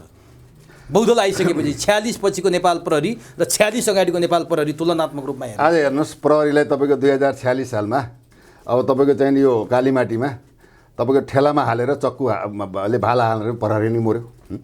अब कैलालीमा कञ्चनपुरमा पनि भाला हालेर प्रहरी नै मऱ्यो होइन। अब अहिले 10 वर्षको युद्धमा प्रहरी नै मऱ्यो। 10 वर्षको युद्धमा प्रहरी नै मऱ्यो, किन फ्रन्ट लाइनमा त प्रहरी हुन्थ्यो, त्यसपछि सशस्त्र हुन्थ्यो, त्यसपछि आर्मी हुन्थ्यो, हेर्नुहोस् युनिफाइड कमान्ड हुन्थ्यो होइन। भने आज के भन्दा हरेक तरबाट के भन्दा यिनको सत्ता जोगाउनको लागि, यिनको कुर्सी जोगाउनको लागि, यिनले भ्रष्टाचार गरेको सम्पत्ति जोगाउनको लागि, यिनलाई सोलट गर्नको लागि आज प्रहरी नै के भन्दा बदनाम भएको छ। तर जनताले बुझ्दैन। अब यो नेतृत्वले जे आदेश दिन्छ त्यही गर्छ, गर्नै पर्छ कि नगरे जागिर छोड्नु पर्यो, आएर रोडमा आन्दोलन गर्नु पर्यो, सकिन्छ भने भ्रष्टाचारलाई विरोध गर्नु पर्यो। त्यो उनीहरूले बाध्यात्मक परिस्थितिले गर्दाखेरि तपाईँको के हुन्छ भन्दाखेरि जति आन्दोलन भए त्यो आन्दोलनमा प्रहरीले नै के भन्दा बलिको बोका बनाइएको छ। अहिले पनि त्यही स्थिति चलिरहेको छ हेर्नुहोस्। अब यसपटक पनि प्रहरीले बडो दमन गरेको देखियो। दुर्गा प्रसाईको आन्दोलनको चर्चा गर्दैछु म। तपाईँ जस्तो ढाका टोपी लगाएको, दौरा सुरुवाल लगाएको मान्छे झ्याप प्रहरीले पक्राउ गर्यो, त्यो बाटो हिँड्नै दिएन। यो राम्रो काम गर्यो? सरकारको आदेशमा गरे हो र यस्तो काम? वास्तव मैले अघि तपाईँलाई भने प्रहरीले चाहिँ अधिकार दिए तापनि तपाईँको के भन्दा कानुनको प्रयोग गर्दा आफ्नो विवेकको पनि प्रयोग गर्नुपर्छ। त्यहाँ तिनकुनेको दृश्यले मलाई पनि संवेदनशील बनायो हेर्नुहोस्। ठिक छ, प्रहरीको चाहिँ भिडभाड छेक्नु, अब माइकिङ गर्नु, सचेतना गर्नु, निषेधित क्षेत्र नतोड्नु, यावत कुराहरूलाई चाहिँ पानी फोर हाल्नु, लाठीचार्ज गर्नु, असुर ग्यास हाल्नु, रबर बुलेट हाल्नु, त्यसपछि महिनै मर्न लाग्यो भने आत्मरक्षाको लागि घोडामुनि तपाईँको जङ्गी फायर गर्ने एक एउटा सिस्टम छ, विधि छ, नियम छ। तर त्यहाँ के भइदियो भन्दा ढाका टोपी लागेको, अब त कोट लागेको, हेर्नुहोस् झन्डा चाहिँ बोकेर हिँडेको ती मान्छेहरूप्रति चाहिँ एरेस्ट गरेको देख्दाखेरि यो देशमा कहीँ चाहिँ यो भनौँ न यो हिटलरी तानाशाही या राणा कालको चाहिँ सम्झना आयो कि आज हामीले प्रजातन्त्रको दुहाई दिन्छौँ, प्रजातन्त्रको नाममा हामी अधिकार सम्पन्न भयौँ, हामी सार्वभौम सत्ता सम्पन्न भयौँ भनेर हाम्रो प्रजातन्त्र र सार्वभौम सत्ता दिल्लीमा लगेर बुझाएका छन्। यो त स्पष्ट कुरा हो। अब अहिले आएर त्यो प्रजातान्त्रिक परिस्थितिलाई जनताको चाहिँ मुख बन्द गर्नको लागि जनतालाई भेला भएको नदेखेर त्यस्तो खालको दुर्व्यवहार गर्नु राज्यको अत्यन्त कमजोरी हो। यसले राज्य बोलियो भन्नु मिल्दैन, राज्य कमजोर भएको अवस्था छ, राज्यको जग हल्लिएको अवस्था छ। यो व्यवस्था राम्रो भए तापनि यो व्यवस्था एउटा तासको घर भएको अवस्था छ। यो व्यवस्थालाई सच्याउनको लागि जनतामा जागरुकता भनेको शिक्षा हो। शिक्षा नै यस्तो चिज जसले घाँस बास शिक्षा स्वरोजगारको व्यवस्था गर्छ। शिक्षा नै के छ भन्दाखेरि यहाँ यस्ता लिपि पनि गलत छन्, यता भाषा पनि गलत छन्, पढाइ पनि गलत छन्। 12 कक्षा पढ्यो, पासपोर्ट लिएर विदेश जाने मात्रै सोच्छ, देशभर कोही बस्नै चाहँदैन, यस्तो खालको वातावरण बनाइदिए। त्यसले गर्दाखेरि के भन्दाखेरि अहिले जुन एउटा दुर्गा प्रसाईले चाहिँ राष्ट्र धर्म संस्कृति र नागरिक बचाउ अभियानको एउटा अभियान लिएर जुन अगाडि बढ्नु भएको छ, त्योमा चाहिँ जुन दमन भएको छ, त्यो दमन भाषण गरेको मान्छेलाई पनि लगेर पक्रिरहेको छ। कतिलाई थुनिरहेको छ। अहिले 5,000 मान्छेले त अनावश्यक अभद्र व्यवहार कता लगाइरहेको छ। भने यो त के भन्दा राज्यले यो समस्याको सम्बोधन कसरी गर्ने? जनता रोडमा आए, नोटे जोग तपाईँको चाहिँ भन्दा बल्खुमा त चाहिँ लाखौँ मान्छे आएको हो नि। अगर त्यो बासलाई त्यही रोकेर हामीले केही समय अल्टिमेट दिए भए त यिनको त हलखल मचिन्थ्यो। हेर्नुहोस् अहिले त राज्य नै के भएको छ भन्दा यो दुर्गा प्रसाईको लडाइँ महेश बस्नेतसित हो कि अब राज्यसँग भन्दा पार्टी प्रतिपक्ष र चाहिँ यो अभियानमा जुझ्ने वातावरण सिर्जना गरिरहेको छ। अन्त राज्यसँगमा हो नि। राज्यले चाहिँ के भन्दा यी गरिब निमुखा जनताहरूलाई हामी बाँच्न पाऊँ, हाम्रो चाहिँ जायज यता लिलाम नहोस्, हामीले तिर्छौँ, ऋण खाएपछि तिर्नुपर्छ। हेर्नुहोस् व्यवस्थापन गर्नु पऱ्यो नि। 7% ब्याज दिने, 28-29% ब्याज ल्याएर ब्याज तिर्न नसकेर झुन्डेर मर्ने अवस्थालाई आर्थिक नीतिमा सुधार गरेर व्यवस्थापन गर्ने काम त राज्यको हो नि, सरकारको हो नि। सरकार त किन मौन छ? आँखा छन् देख्दैन, कान छ सुन्दैन, मुख छ बोल्दैन, हात छ चलाउँदैन, कलम छ कोर्दैन भनेपछि त यसमा चाहिँ के त भन्दाखेरि राज्य मौन हुनु केवल सत्ताकै फेरीमा चाहिँ मै खाउँ मै लाउँमा चाहिँ लाग्ने भने यो देश कहिले बन्छ? देश त गइसक्यो। यो देशलाई बचाउनको लागि अहिले जनताको स्वस्फूर्त चाहिँ उपस्थिति हेर्नुहोस्। यसमा राज्य सचिनुपर्छ र जनताका चाहिँ के मागहरूलाई सम्बोधन गर्नै पर्छ। 1%, 2%, 3% उपाय नै छैन। अब यहाँ त दुर्गा प्रसाईको आन्दोलन अथवा दुर्गा प्रसाई नेतृत्वको आन्दोलन भनौँ न, आन्दोलनमा आफै पनि सरिक हुनुभएको छ। बल्खुको आन्दोलनमा यहाँ आफू पनि हुनुभयो, अरू ठाउँ पनि। तर बल्खुको आन्दोलन आजको दिन यो 16 गतेसम्म आइपुग्दा 9 दिनको दौरान आन्दोलन कहाँ छ भनेर टर्च बालेर खोज्नुपर्ने भएको हो। कहाँ छ आन्दोलन? किन यस्तो भयो? बल्खुको त्यो मास कहाँ गयो? आज त 7 गते आन्दोलन गरेर 9 गते सीमामा राज संस्था फर्काउने र राजालाई राजगद्दीमा राख्ने उद्घोष त यही आन्दोलनमा भइरहेको थियो। किन यस्तो आन्दोलन चाहिँ कुइराको काग बन्यो? कहाँ छ? वास्तवमा के छ भन्दा यो आन्दोलन र जनतालाई यो आक्रोश हुने परिस्थिति कसले जन्मायो भन्ने प्रश्न हो। अहिलेका सत्ताधारीले जन्माएकै अवस्था हो। यो यहाँबाट यहाँलाई पनि छोपेको अवस्था छैन।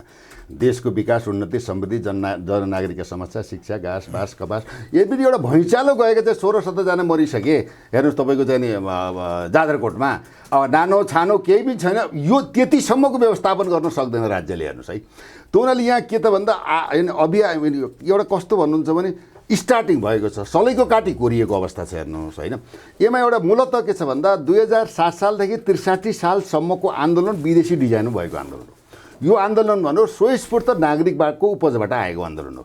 त्यसमा चाहिँ के भन्दा अब यो आगो चाहिँ सल्केको छ। हेर्नुहोस्, यसको अन्त्य भनेको चाहिँ के त भन्दाखेरि जबसम्म यहाँको पहिचानवादी चाहिँ हाम्रा चाहिँ नेवार समुदायका, गुठी समुदायका, महागुठी समुदायका यी चाहिँ नेतृत्व व्यक्तिहरूले तिनै उपत्यकाका नेवार समुदायको जबसम्म समर्थन लिन सकिँदैन, उहाँहरू चाहिँ जबसम्म रोडमा आउँदैन, तबसम्म चाहिँ यो आन्दोलनको निष्कर्ष र तुकमा पुग्ने सम्भावना चाहिँ म देख्दिनँ। हेर्नुहोस्, किनभने स्पष्ट बोल्नुपर्छ, हामी त प्रष्टवादी हौँ। दुर्गाप्रतिको हाम्रो कुनै क्रिटिसाइज छैन। एउटा उनलाई मानेको होइन, एजेन्डालाई माने हो। एजेन्डा धर्म पनि चाहियो, राष्ट्र पनि चाहियो, देश पनि चाहियो, जनता बाँच्नु पऱ्यो, झुन्डेर मर्नु भएन, जनता राज्यले व्यवस्था गर्नु पऱ्यो भनेर एउटा अभियानको रूपमा आएको हुनाले त्यसमा हामीले समर्थन गरेका छौँ। त्यहाँ हामी ब्याक भएका छैनौँ। तर स्टार्ट छ। यसमा चाहिँ के भन्दा अहिले तपाईँको चाहिँ अब भक्तपुरमा हिजो भयो, अहिले ललितपुरको लगन खेल्न हुँदैछ, केही दिनपछि काठमाडौँमा होला।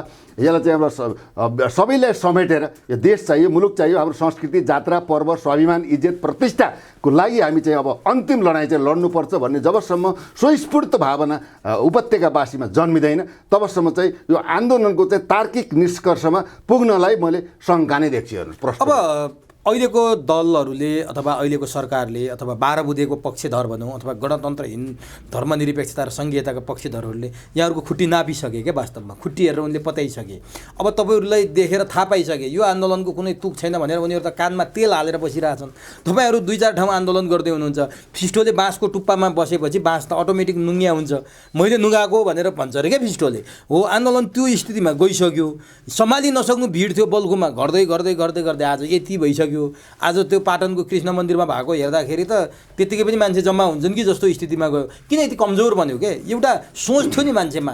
हिजो नेपालका लागि नेपालीले गर्यो होला, राजा चाहिन्छ भनेर सडकमा गर्यो होला, भ्रष्टाचार विरुद्धका आन्दोलन गर्यो होला, ती आन्दोलनले गति लिन सकेनन्, पानीका फोका जस्तो फुटे।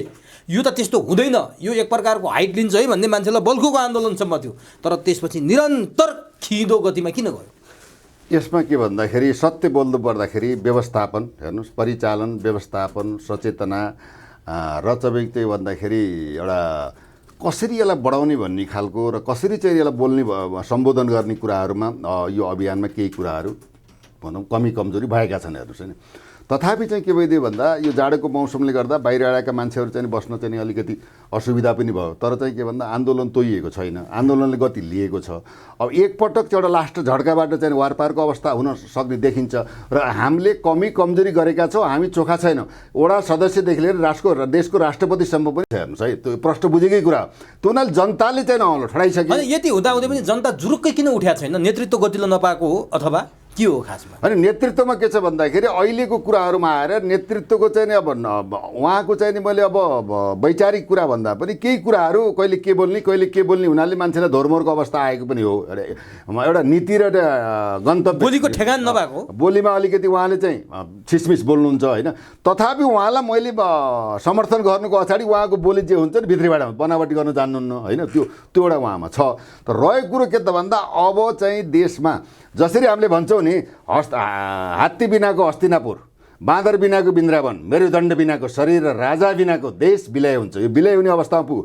तर अहिले आएर शेरबहादुर देउपा पार्टी पूर्व प्रधानमन्त्री वा पार्टी काङ्ग्रेस पार्टीको सभापतिज्यूले पनि भन्नुभयो अब चाहिँ के यो धर्मको बारेमा विचार गर्न सकिन्छ भन्ने कुराहरू आए। चन्द्र भण्डारी बोलेका छन्, गङ्गा चौधरी बोलेका छन्। अब त्यसै आएर चाहिँ वैद्य किरण वैद्य बोलेको अवस्था छ।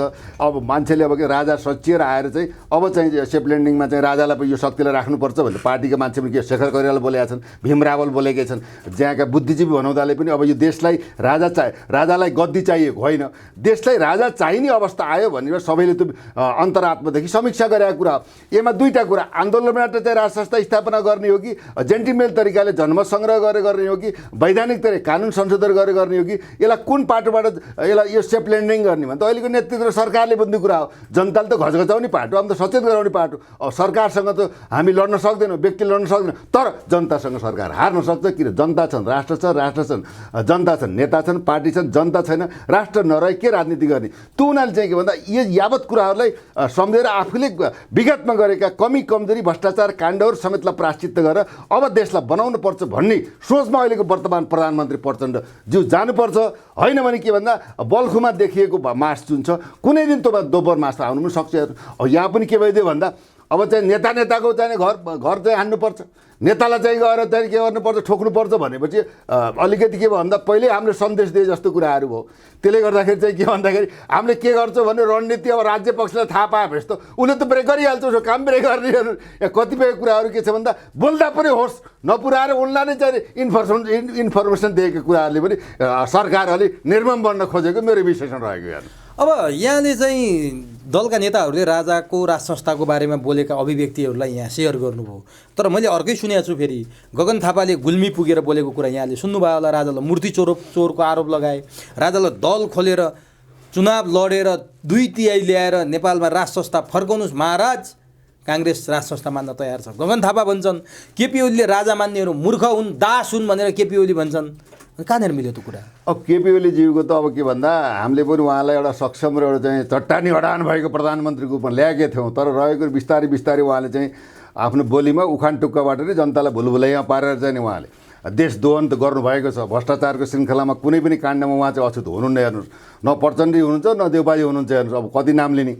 रहेको कुरो के त भन्दा उहाँले गृहमन्त्री हुँदाखेरि राजाको पालामा दाम चढाउने उहाँ नै हो। राजाको पालामा चाहिँ नि अब म प्रधानमन्त्री बन्छु भनेर चाहिँ एप्लिकेसन दिने माधव गुवा नेपालजी हो। यहीँकै अहिले पार्टी सभापति शेरबहादुर देउपा पनि कहिले सक्षम र असक्षम भएर प्रधानमन्त्री भएको पनि इतिहास छ। हेर्नु, यहाँ जोसुकै तन्त्र आए पनि जनता यिनै हुन्। पञ्चायत कालमा यिनै थिए होइन, बहुदल कालमा पनि यिनै थिए, अहिलेको गणतन्त्रिक कालमा नि जनता आउने। हेर्नुहोस्, जनताको जब मानहानि हुन्छ, जनताले आफ्नो भाग्य र भविष्य निर्माण गर्ने एउटा स्रोत पाउँदैनन्, राज्य चाहिँ नि मौन बस्छ, राज्यले जनतामाथि दमन गर्छ, तबै के हुन्छ भन्दा जनता चाहिँ ज्वार बाटो भएर निस्कन्छ। त्यो निस्केको अवस्था हो। त्यसैले के त भन्दा राजालाई कुनै न कुनै स्पेसमा यिनले चाहिँ तपाईँको भनौँ 64 सालमा राजाले चाहिँ नि के भने डिस्ट्रोय गरेको विघटन गरेको संसदलाई राजाले नै फर्काएर फेरि त्यही फर्काएको संसदले राज संस्था धर्मनिरपेक्ष यी सङ्घीयताले लादे भनेपछि त यहाँ पनि त राजालाई पनि त अन्याय भएको छ। यो 12 बुँदेले त तपाईँ हाम्रो सार्वसत्ता पनि खरिद गरेका छ। त्यहाँ कहाँ थियो राज संस्था नराख्ने, कहाँ थियो सङ्घीयता, कहाँ थियो धर्मनिरपेक्षता? यिनीहरूले आफ्नै स्वार्थमा युरोपियन युनियन अमेरिका को डिजाइनमा यिनीहरूले के भन्दा विदेशीको सेरामिनले 4-6जनाले एकल काटेनले चाहिँ यो संविधानलाई अनुमोदन गरेका कुरा हो। यो आयातित विचार, आयातित सोच र आयातित संविधान हेर्नुहोस् कहाँ यो संविधानमा जन्ममुखी छ। राति 12 बजे रामवरण यादवले जबरजस्ती चाहिँ के भन्दा यो अनुमोदन गरेको। अहिले चाहिँ त्यही समयका प्रधानमन्त्री रहेका सुशील कुमार कोइरालाले भनेका थिए, आज मैले एउटा आर्टिकल पनि हेरेको थिएँ, यो धर्मनिरपेक्षता कसरी राखे मलाई थाहै भएन भन्ने आज तपाईँ एउटा मिडियामा आएको छ भने यो खालको के भन्दा अन्तर्घात गरियो नि त, देश प्रतिनिधि के भन्दा राष्ट्रघात गरियो। राजालाई त मूर्ति चोरको आरोप लाउन थालिसके त, राजालाई चुनाव लडेर एउटा राजा ल्याएर राज संस्था फर्काउन च्यालेन्ज दिइरहेको छ। एउटा कुरा तपाईँले भन्छ कुनै पनि विश्वमा यहाँ केपी शर्मा ओली प्रचण्डजी अब कुनै पनि व्यक्ति राजा बन्न सक्दैन। यो चाहिँ ब्रिटेन हेर्नुहोस्, अमेरिका हेर्नुहोस्, नर्वे हेर्नुहोस्, थाइल्यान्ड हेर्नुहोस् होइन, विभिन्न चाहिँ कतारका देशहरू, अरब कन्ट्री हेर्नुहोस्, त्यो त्यही वंशकै राजा हुन्छ। यो पहिले यो बुझ्नुपर्छ। अब यहाँ त अहिले के भन्दा हर्क साम्पाले पनि चाहिँ सिर्पेन लगाएका छन्, कहिले रविलाई सिर्पेन लागेको देखिन्छ, कहिले प्रचण्डले लागेको। हेर्नुहोस् है, त्यो दुरुपयोग होइन, यो खालको दुरुपयोग गरेर छ। राजाले राजनीति गर्दैन, एउटा राजाले पार्टी खोल्दैन। राष्ट्रिय प्रजातन्त्र पार्टीले राजासहितको प्रजातन्त्र मानेको उसको एजेन्डा हो। राजाको पार्टी चाहिँ के भन्दाखेरि यो चाहिँ राष्ट्रिय प्रजातन्त्र पार्टी होइन, राजा सबैको साझा हुन्छ। राजाको एउटा आस्था हो, राजावादी होइन, राजाको वाद हुँदैन, सिद्धान्त हुँदैन, विचार हुँदैन, आस्था हुन्छ। आस्था अन्तर्गत चाहिँ यो राजा राष्ट्रलाई सम्मान गर्ने कुरा हो। यदि अहिलेको राजाले मूर्ति चोरेका भए अथवा हत्याकाण्डमा चाहिँ संलग्न भएका भए, त्यही बेला चाहिँ तपाईँको राणा भाटको चाहिँ प्रतिवेदन, त्यही बेला माधव कुँवर नेपाल, गिरिजाप्रसाद कोइराला, यी सबै मिलेर त्यही पार्टीले अनुसन्धान गरेर निकालेको कुरो होइन। त्यो भने नचाहिने मूर्ति बेचे, कहाँ बेचे, कसले बेचे, कहाँ बेचे, कुन रसिद लगाएर बेचे, कुन व्यापारीले बेचे, नचाहिने अनर्गल कुराहरूले राष्ट्र संस्थालाई बदनाम गर्न खोजिएको कि राजाले चाहिँ बस्नको बाँच्नको लागि एउटा मूर्ति बेच्नुपर्ने छ, यो के बदनाम गर्ने। राजा भनेको सामन्त हो, राजाले लुट्यो, राजाले बर्बाद पार्यो, अब राजाको सम्पत्ति खानुपर्छ, तपाईँलाई हामीले चाहिँ के बिल्डिङ बनाइन्छ भनेर ती चाहिँ 17,000 युवाहरूलाई खोक्लो आश्वासन दिएर चाहिँ उनले चाहिँ सहित उनले चाहिँ के प्रचण्ड जीले चाहिँ जुन पारिवारिक सरकार खडा गरेर जुन उहाँले मौज मस्तीको हिसाबमा जानुभयो, ती युवा त देशको लागि लडेका थिए नि त। उनले के पाए? त्यो बेला राजालाई बदनाम गरे, बुर्जुवा शिक्षा बनियो, सामन्ती बनियो। यो त यिनी ती राजाभन्दा सामन्ती को रहेछ भने देखाइरहेछ नि त।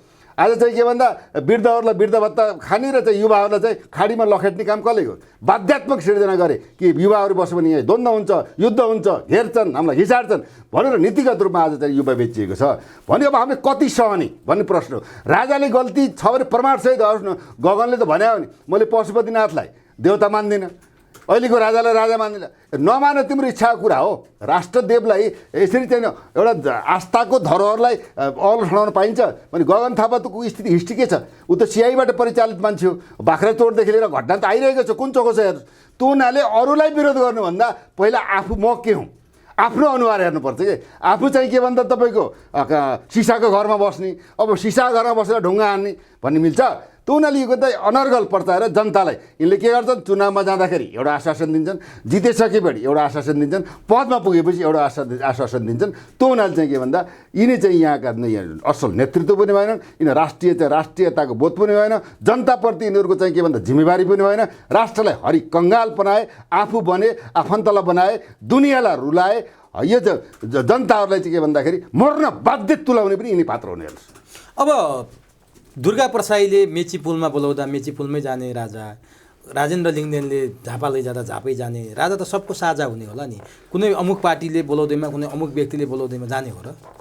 होइन, त्यो राजा भनेको साझा। जहाँ गए नि मन्दिरमा गए पनि उहाँ राजाको अभिव्यक्ति आछ, मलाई जनताले बोलाउँछन् म गइदिन्छु होइन, मेरो त म साझा हुँ, मलाई अब चाहिँ राज्य शक्ति चाहिएको होइन, जनताले चाहेमा ठिकै छ। जबसम्म जनताले चाहन्नन् तबसम्म म एउटा सामान्य नागरिक भएर चुप लाएर प्रतीक्षा गरेर बसिरहेको छु भने उहाँ शालीनता त हामीले बुझेका छौँ।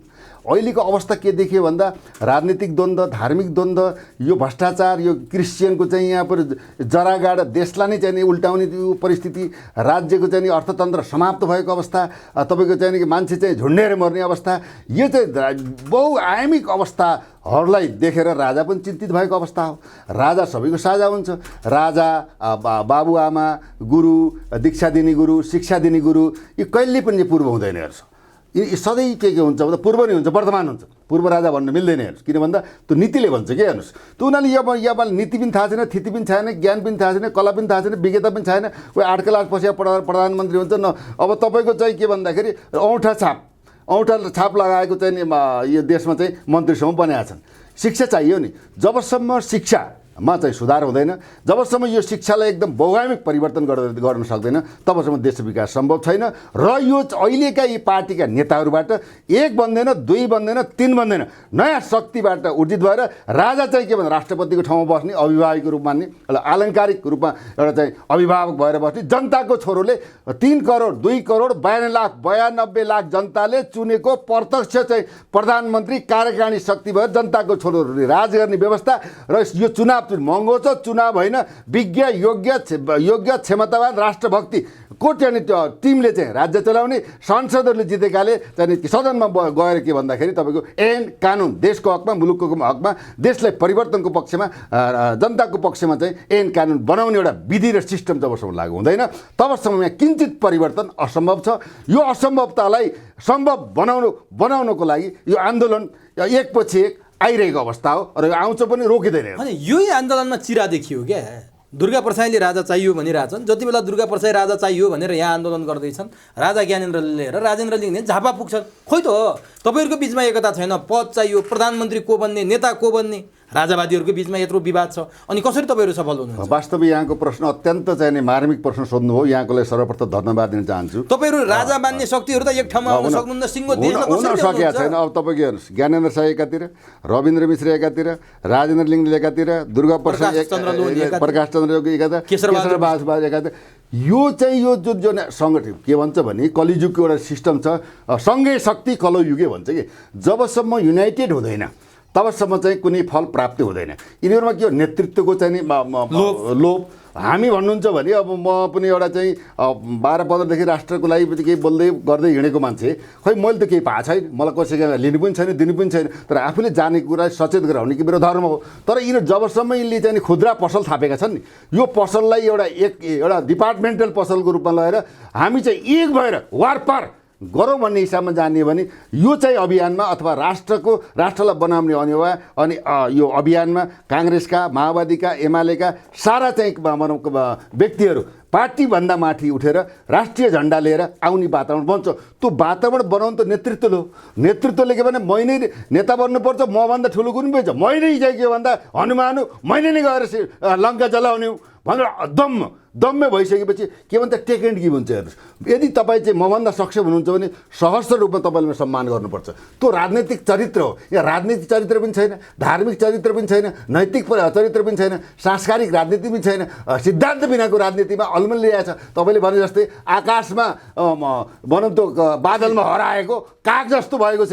त्यो के छ भन्दा उसले लोभ छ, कहिले कोसँग फटाकी चाउने, को कति नजिक बन्ने र चाहिँ पद लिने, देश बनाउने होइन। यहाँ त राजा ल्याउने भन्दा नि राजाको नजिक को हुने भन्ने प्रतिस्पर्धा चले जस्तो देखियो। अरे राजाको नाममा तपाईँको चाहिँ मैले विश्लेषण गर्दाखेरि दरबारमा राजालाई यो देशको माया छ। हेर्नुहोस्, राजाले ट्याक्स तिरेको अवस्था पनि छ, सामान्य नागरिक भएर अवस्था पनि छ, सामान्य उसमा चाहिँ के भन्दा त्यस्तो शालीन तरिकाले चाहिँ जङ्गलमा गएर बसेको अवस्था पनि छ। राजा भागेर गएका छन्, उनले कहिले अपराध गरेका छन्, उहाँ एउटा व्यापारिक हिस्सामा पनि राम्रोसँग ट्याक्स तिरेर बसेको चाहिँ एउटा नागरिकलाई जिस्काएका छन्। कहिले चाहिँ उहाँ मसानघाट भन्छन्, कहिले भूत उठ्न थाहा भन्छन् होइन। यो त के भन्दा उनीहरूको गरेको पापको अभिव्यक्ति हो नि। हेर्नु, डाक्टर बाबुराम भट्टराईका शब्द सुन्नुवाला कति भनिराख्ने भने दुनियाँले चाहिँ अब राजा ठिक चुरुफुरी नगर, के चुरुफुरी न, देश बेच्यो, लुट्यो, खायो, सारा देश जङ्गल जमिन सब समाप्त पार्यो। अहिले युरेनियम पहाड पनि यो सुरुङ खोलेर चाहिँ यो हाम्रो प्राकृतिक सम्पदा लुटिरहेका छौँ। राजालाई किन गाली गर्ने? राजनीतिमा राजा आउने सिस्टमै छैन। माधव कुमार नेपालले एउटा इन्टरभ्यू भनेको थिए, राजाले राजनीति गर्दैन, राजाले जनताले चाहेमा राजा स्वयं त भनौँ त गद्दीमा बसेर चाहिँ गाइडेड गर्ने हो, एउटा अभिभावकको रूपमा लिने हो। राजाले राजनीति गर्दैन। राजालाई चाहिँ राजा यो वंश बाहेक अरू राजा भन्नु पनि सक्दैन। यो बिना कामको कुरा चाहिँ म राजा बन्छु, तँ राजा बन्छु भन्नु, किन भन्दा विश्वको हिस्ट्री पढ्नु पऱ्यो नि त, हावा भएर भएन। त्यसैले जबसम्म हजुरको भनाइ के भन्दा यिनीहरूले नेतृत्वको चाहिँ अहमतालाई तोडेर देश बनाउने हो, यो देशका जनताको मुहार हँसाउने हो, युवा पिँढीलाई रोक्ने हो, घाँस बास सुरक्षा शिक्षा र भनौँ कृषिमा चाहिँ युगान्तकारी परिवर्तन गर्ने हो भन्ने भनौँ नेतामा के हुन्छ, शालीनता हुनुपर्छ, गुण हुनुपर्छ, उच्च विचार हुनुपर्छ। अब तपाईँको चाहिँ के भन्छ भन्दा सादा जीवन उच्च विचार होइन। त्यो उनीहरूले के छ भन्दाखेरि यिनीहरूको त के छ भन्दा मै खाउँ मै लाउँछ, ततरमा म तुतुरमा भएको छ। आज तपाईँको चाहिँ संसद भवनमा रतौली खेल्ने थलो भएको छ। संसद भवनमा चाहिँ त्यो कुकुरको टाउको देखाएर चाहिँ के अरे बोकाको टाउको देखाएर चाहिँ कुकुरको मासु बेच्ने ठाउँ भएको छ। एकले अर्कोलाई गाली गरिरहेको छ, एक पार्टीले अर्को गाली गरिरहेको छ, आफ्नो गल्ती स्वीकार गरिरहेको छ। हामीले त दिउँ, 1 अरब दिएकै हो, 2 अरब दिएकै हो, खाएकै हो, यति गरेर त्यो गोकुल बास कोटाको 70 हो बजाइदिएकै हो, हानेकै हो। यस्तो परिस्थिति आइरहेछ भने खोइ त यहाँ त जिगरी पनि हुँदो रहेछ भने यो छाडातन्त्र हो कि प्रजातन्त्र हो कि यो चाहिँ यो भन्दा सुशासनको चाहिँ एउटा सन्देश हो, यो त बुझ्ने कुरा हो। अब यसरी देश चल्दैन। हेर्नुहोस्, भनेपछि दुर्गा प्रसाईले नेतृत्व गरेको आन्दोलनले यानि कि राजा धर्म र यो देशको व्यतिथि हटाउने जुन तरिकाको आन्दोलन छ त्यसले राष्ट्र संस्था स्थापित गर्छ। यहाँ ढुक्क हुनुहुन्छ होइन यस्तो यहाँले एकदम मन खोलेर भन्नुहोस् मन खोलेर अब के छ भन्दा हामीले गरेको डिजाइन परिस्थिति जनचेतना अवस्था राज्यको चाहिँ एजेन्डा संस्था यावत कुरालाई चिरफार गरेर यहाँको चाहिँ नि के भन्दा मूलवासीलाई हामीले चाहिँ के भन्दा वास्तवमा यो देश हाम्रो संस्कृति हाम्रो परम्परा धर्मम रक्षति रक्षित भन्छ धर्मलाई हामीले रक्षा गऱ्यौँ भने धर्मले हामीलाई रक्षा गर्छ नीतिले हामीलाई त्यही परिभाषा गरेछ नीति राजनीति भनेको सबभन्दा ठुलो एउटा नीति हेर्नुहोस् राजनीति सबैतिर घर परिवार समाज व्यापार बसाइ उठाइ हरेकमा राजनीति गाँसिएको हुन्छ घुसेको हुन्छ यो दूषित राजनीतिलाई एउटा के भन्दा परिष्कृत बनाएर जनतालाई सुसूचित बनाएर यहाँका मूलवासीहरूलाई राष्ट्रिय मुद्दामा होइन यो भएका विकृति विसङ्गेर आफ्नो पहिचान र देश बचाउनको लागि हामी लाग्नुपर्छ भन्ने भावावेश र चाहिँ आत्मसमीक्षा सहित अगाडि आउँदैन तबसम्म चाहिँ के भन्दाखेरि अभियान सही छ यसको चाहिँ गन्तव्य निश्चित छ तर के भन्दा समय लाग्छ अब यसमा चाहिँ हार खाएको अवस्था छैन हार चाहिँ जसको आशा गरेका थियौँ जुन अभिभावक भएका थिए ती अभिभावकहरूले जनताको मर्म र राष्ट्रिय धर्म बुझ्न सकेनन् त्यो राष्ट्रिय धर्म नबुझ्नाले दिन प्रतिदिन यहाँ के भएको छ भन्दा देशमा अन्याय अत्याचार भएको छ रोदन भएको छ मान्छे मरिरहेका छन् सरदर दिनको चाहिँ 25-30 जना आत्महत्या गरेर मरेको छ अल डाटामा हेर्नुहोस् होइन त उनीहरूले यो चिजलाई व्यवस्थापन गर्ने त राज्यको काम हो राज्यले अभिभावकीय भूमिका लिन सकेन सबै चिजलाई समेटेर सबैलाई समानुपातिक न्याय दिएर समानुपातिक सुविधा दिएर समानुपातिक शिक्षा दिएर यो के भन्दा आफ्नो त्याग तपस्या बलिदान र योगदान म केही यो देशमा एउटा इतिहास रचेर मर्छु देशलाई मैले युगान्तकारी परिवर्तन गरेर समृद्ध बनाउँछु भन्ने जबसम्म नेतृत्वको भावमा निष्पक्षता र निस्वार्थ हुँदैन राष्ट्रवादी चिन्तन हुँदैन जनताप्रति जवाबदेही हुँदैन तबसम्म देशमा किञ्चित परिवर्तन सम्भव छैन हेर्नुहोस् अब यही आन्दोलनलाई पनि विदेशीले मलजल गरेका छन् भन्ने कुरा सार्वजनिक भयो भारतका अतिवादी हिन्दूहरू यो दुर्गा प्रसादलाई आन्दोलित पार्नका लागि पैसा दिएका छन् खर्च गरेका छन् सहयोग गरेका छन् उनीहरूको सहयोगमा यो आन्दोलन भएको छ भनेर आरोप लगाइरहेछ कतिपयले योगी आदित्यनाथको पनि समर्थन छ यो भारतीय हिन्दूवादीहरूको समर्थन हो भन्छन् सत्य हो किन आरोप लगाइरहेछ यसमा के छ भन्दाखेरि पैसाको चलखेलमा त मैले अब नदेखेका कुरा भन्नु भएन तर आदित्यनाथ योगी चाहिँ नि उत्तर प्रदेशको चाहिँ मुख्यमन्त्रीको चाहिँ राजालाई चाहिँ सम्राटकै रूपमा उनले जहाँ पनि सम्बोधन गरेको अवस्था पनि छ वर्तमान राजा ज्ञानेन्द्र वीरप्रताप शाहदेवलाई चाहिँ तपाईँको गएर राज्याभिषेक होइन कुम्भ मेलामा गराएको अवस्था पनि छ विदेशले चाहिँ राजालाई चिन्यो देशमा भएको व्यक्तिले राजालाई चिनेन नजिकको तीर्थयाला हुन्छ हेर्नुहोस् यसैमा पनि मोदी पनि के छ भन्दाखेरि हिन्दूवादी भएका हुनाले सम्मानित प्रधानमन्त्री नरेन्द्र मोदी ज्यूको पनि यहाँ चाहिँ के भन्दा हिन्दू धर्म स्थापित होस् यहाँ चाहिँ राजाको पनि सम्मान होस् भन्ने चाहना र आशय भारतको पनि छ त्योभन्दा पनि के छ भन्दा चीनको पनि के छ भन्दाखेरि होइन राजा चाहिँ महेन्द्र भनेको सच्चा कम्युनिस्ट थिए न केसर त्यतिखेर चाहिँ डाक्टर केआई सिंह कहाँ जाँदाखेरि जाऊ तिमी चाहिँ राजाको चाहिँ पछि लाग काम गर सच्चा कम्युनिस्ट भनेको चाहिँ श्रीपाँच महेन्द्र हो भनेर पठाएको राष्ट्रवादी आज 11-12 वर्षमा डाइनेस्टिक चेन्ज गरी तपाईँको चाहिँ पूर्व पश्चिम राजमार्ग कल कारखाना चाहिँ यो पुनर्वास तपाईँको औद्योगिक क्षेत्र स्वास्थ्य विद्यालय प्रज्ञा प्रतिष्ठान अब तपाईँको चाहिँ हवाई जहाजदेखि लिएर तपाईँ यावत तपाईँको यति अनगिनत विकास गरे मान्ने कि नमान्ने त्यस्तो राष्ट्रप्रेमी राजालाई पनि सुइलाएर मारे हेर्नुहोस् त्यस्तो चाहिँ विश्वलाई चाहिँ एउटा शान्ति क्षेत्र नेपाल बनाऊ भनेर चाहिँ कुदे हिँडेका 116वटाले चाहिँ समर्थन गर्यो राजा वीरेन्द्रलाई पनि अब चाहिँ भारतको डिजाइनमा काम गर्न भनेर चाहिँ रले नै स्वीकारिदियो रले नै मारे हो स्पष्ट कुरो तर रले मार्यो तर यहाँका देश नेतृत्व र तत्कालीन सेनापति पनि मिलेर भएको कुरा हो यो त प्रश्नै कुरा छ नि त तपाईँको मदन भण्डारीले पनि अब तपाईँको त्यो महाकाली सन्धिमा अवरोधन आए त्यही महाकाली सन्धि बेचेर त अहिलेका नेताहरूले घर बनाए करोडौँ कमाए त्यही बेला केपी शर्मा ओलीले भने होइन हेर्नुहोस् हामीले महाकाली सन्धि गरेपछि पञ्चेश्वर योजना हुन्छ त्यहाँबाट चाहिँ 1 वर्षमा चाहिँ 1 खरब 20 अरब चाहिँ देशमा पैसा आउँछ भनेर भने कि खै त पैसा आयो 20 पैसा आयो भने यस्ता यदि गलत आश्वासन गलत चाहिँ भाषणले जनतालाई कहिलेसम्म चाहिँ के भन्दाखेरि दास बनाउने र जनताले पनि पार्टीका दास हुने कि देशका जिम्मेवार नागरिक हुने यो त पार्टीको कुरा होइन देश त रहनु पर्यो नि तर कुरो यहाँ अर्कै आइसक्यो काङ्ग्रेसका सभापति शेरबहादुर देउवा बोले आरजु देउवा बोलिन् काङ्ग्रेस चाहिँ हिन्दू राष्ट्रमा फर्किन सक्ने र छलफल गर्न सक्ने भनेपछि राज संस्था त त्यहाँ भनेका छैनन् भारतकै डिजाइन हो आरएसएसकै डिजाइन हो नेपालमा हिन्दू राष्ट्र मात्रै फर्काउने राज संस्था फर्काउने कुनै योजना छैन र राज संस्था होइन हिन्दू राष्ट्रमा सहमति हुँदैछ र दलहरू पनि फर्किँदैछन् राज संस्थाको चाहिँ त्यो प्रसङ्गमै छैन भन्ने चर्चा भइरहेछ के हो यसमा के छ भने सर कथम कदाचित त्यस्तो भयो भने यस्तो के छ भने यहाँ अहिलेसम्म यो केही न केही उथलपुथल हुन्थ्यो हेर्नुहोस् है अब एउटा कुरा के बुझ्नुहोस् भने यहाँ नेपाली जनताले चाहेर हुन सक्दैन हेर्नुहोस्, या के छ भन्नुहुन्छ भने जनताको समर्थन रहन चाहिँ जरुरी छ। अहिलेसम्म जति प्रधानमन्त्री जति व्यवस्था परिवर्तन भयो यो भारतीय डिजाइनमा भएको। जनताको समर्थन र भारतीय डिजाइनमा मात्रै परिवर्तन हुन्छ। बस यो सत्य कुरा अहिले पनि त्यही हो। तितो होला। तर मैले मेरो बुझाइमा के छ भन्दा आरएसएस भन्ने चाहिँ मोदीलाई पनि गाइडेड गर्ने चाहिँ आरएसएस ठुलो शक्तिशाली हिन्दूवादी संस्था। त्यसमा के भइरहेछ भन्दाखेरि लगभग 55-60 चाहिँ प्रतिशतले चाहिँ हिन्दू राष्ट्र खडा हुनुपर्छ भन्नेमा त्यहाँ डिबेट छ। र तपाईँको 40-45%ले के भनेको छ भन्दाखेरि राजासहितको हिन्दू राष्ट्र कायम हुनुपर्छ भन्नेमा विवाद चलेको छ। यो विवादको चाहिँ मिटिङ हरेक ठाउँमा, यही काठमाडौँमा पनि त्यो आरएसएसका मान्छेहरू रका मान्छेहरू यहाँ आएछन्। हेर्नुहोस् विभिन्न खालको गोप्य मिटिङ भइरहेछ होइन, बुझ्नु नै। त्यसले गर्दा 5-10%को चाहिँ यो मतमतान्तरले चाहिँ स्टप भएको हो। कालान्तरमा चाहिँ के भन्दा अब देशलाई बचाउनुको त राजा त अपरिहार्य भयो। हेर्नुहोस् राजा बिनाको हिन्दू राष्ट्र सम्भव छैन। सम्भवै छैन। तर अर्को कुरो प्रश्न छ नि, अब राजाको एकछिन थाती राखौँ। हिन्दू राष्ट्र हुँदा बित्तिकै राजा अटोमेटिक राजा भन्ने कुरा आउँछ। हेर्नुहोस् यो पनि बुझ्नु पऱ्यो नि साइकोलोजी। त्यही त राजा बिनाको हिन्दू राष्ट्र सम्भव छैन। त्यो सम्भव छैन, त्यसले सम्भव त दिएन। त्यस्तो भयो भने अनि त्यस्तो भयो भने जस्ता तस्तै हुन्छ। के डर त चाहियो नि त। छाडा तन्त्रलाई कन्ट्रोल गर्नको लागि तपाईँको चाहिँ पञ्चायतकालमा घुस खान्थे डिबी लामा जस्ता तपाईँको चाहिँ के वन मन्त्री थिए, धेरै मान्छेहरूलाई कारवाही भएको छ नि त। डर थियो, अनुशासन थियो। तर एउटा हलदार एउटा सिपाही तपाईँको गाउँमा जाँदाखेरि अनुशासन पक्षले हो सिपाही आयो भने डर थियो, अनुशासन थियो, नैतिकता थियो। अहिले एउटा मान्छेलाई पक्राउन जाँदाखेरि चार ट्रक पुलिस जानुपर्छ। यो व्यथिति भएन भने कानुनको कुनै मर्यादा छैन। ठुलालाई कानुन लाग्दैन। ठुलालाई कानुन लाग्ने भयो त प्रधानमन्त्री चाहिँ बाबुराम भट्टराईले किन लागेन, पूर्व प्रधानमन्त्री कसरी सम्भव छ त राष्ट्र संस्था फर्किने? सम्भव त के हो, असम्भव। राणा अब त्यत्रो बिगबिगी थियो, किन राणाबाट चाहिँ प्रजातन्त्र आयो?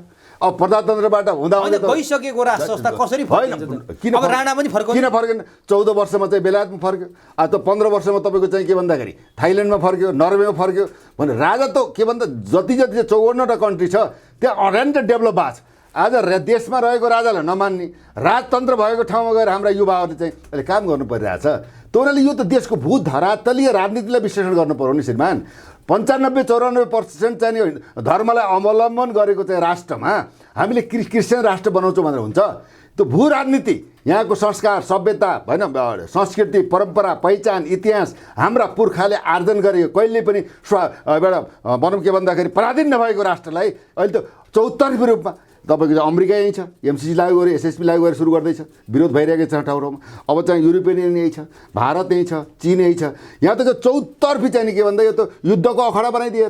भोलि बिहान चाहिँ के भन्दाखेरि यो चाहिँ एमसिसीलाई यिनीहरूले चाहिँ अब व्याख्यात्मक भनेर गरे। एमसिसीलाई यहाँसम्म पारित गर्नु त प्रधानमन्त्रीको लोभमा अमेरिकाको डिजाइनमा गगन थापाले गरे होइन?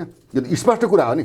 त्यहाँ पनि विश्वप्रकाश शर्मा जस्ता राम्रा नेता, हरेक पार्टीमा राम्रा नेताहरू छन्, तिनले अवसर पाउँदैन। यहाँ त उनी 5 पटक प्रधानमन्त्री उही बनाएको छ। अब देउपालाई 6 पटक दिने, केपी शर्मालाई 4 पटक दिने, प्रचण्डलाई 5 पटक दिने। उही प्रचण्डजी, उही शेरबहादुरजी, उही केपीजी, उही माधवजी, यही जीजी 5-6वटाले देशलाई यहाँसम्म पारे। यसले के गरे? तपाईँ हामीलाई के गरे? देशलाई के गरे? युवाको हकमा के गरे? देशलाई समृद्धि किन बनाएन? किन बर्मलुट गरे? आज तपाईँको चाहिँ 28-29 खरब भइसक्यो। आज चाहिँ यिनले माडेलाई देशको पैसा दिएर चाहिँ 58 खरब रुपियाँ बाहिर गइसक्यो। ती माडेलाई किन दोष दिने? यहाँको डिजाइन गर्ने सिओ त्यही, माडे त्यही, ब्याङ्क त्यही, लघुवित्त त्यही, अब त सहकारी उसैको, पेट्रोल पम्प उसैको, फ्याक्ट्री उसैको। एकल व्यक्तिले चाहिँ यस्तो अधिकार दिएर जनता तपाईँ हाम्रो पैसा लुटिएको छ। हाम्रो भाग्य र भविष्यमाथि खेलबाड गरेका छन्। हाम्रा सन्ततिको भविष्य अन्धकारमा भएको छ। आज मान्छे मर्ला कि बाँच्ला भन्ने भएको छ भने यो अवस्थालाई व्यवस्थापन गर्ने राज्य हो किन? त्यो हुनाले यिनी सचिनु जरुरी छ। तर रहेको के भन्दा राजा सहितको डेमोक्रेसी बिना देशमा 1-2 विकल्प छैन, देश रहँदैन। लेखिराख्नुहोस्, यस्तै चाहिँ परिस्थिति हुँदै जाने भने पहाड जति चिनले खान्छ, समतल जति भारतले खान्छ, हामी शरणार्थी भएर बस्छौँ। त्यहाँबाट खाली सिसी पुरानो कागज भनेर बस्ने हो कि त्यो हामीलाई चाहिँ त्यो घातक राष्ट्रघात भइसकेपछि पूर्वमा हात लगाउने हो कि म एउटा देशको जिम्मेवार हुँ, मेरो पनि प्रधानमन्त्री बन्न सक्ने हैसियत छ, अधिकार छ र देशको लागि, गद्दारको लागि, भ्रष्टाचारीको लागि, राष्ट्रघातीको लागि हामी किन लड्ने? मर्ने परे 10-8 वर्ष 15 वर्षपछि मरौँला, देशको लागि मरौँ, देशको लागि शहीद भयौँ भनेर प्रण र प्रतिबद्धताका साथ पार्टी सिद्धान्त विचारबन्धमाथि राखेर अहिलेको व्यवस्था अवस्थालाई परिवर्तन गरेर नयाँ नेतृत्व र नयाँ डिजाइनसहित नेपाल आमालाई बचाउनको लागि जिम्मेवार नेपाल आमाको सन्तति बन्ने कि ठुलो हेरेर चाहिँ रमिता हेरेर बस्ने? यो अहम प्रश्न हो। धन्यवाद। संवादका लागि जय जननी, जय मातृभाषा।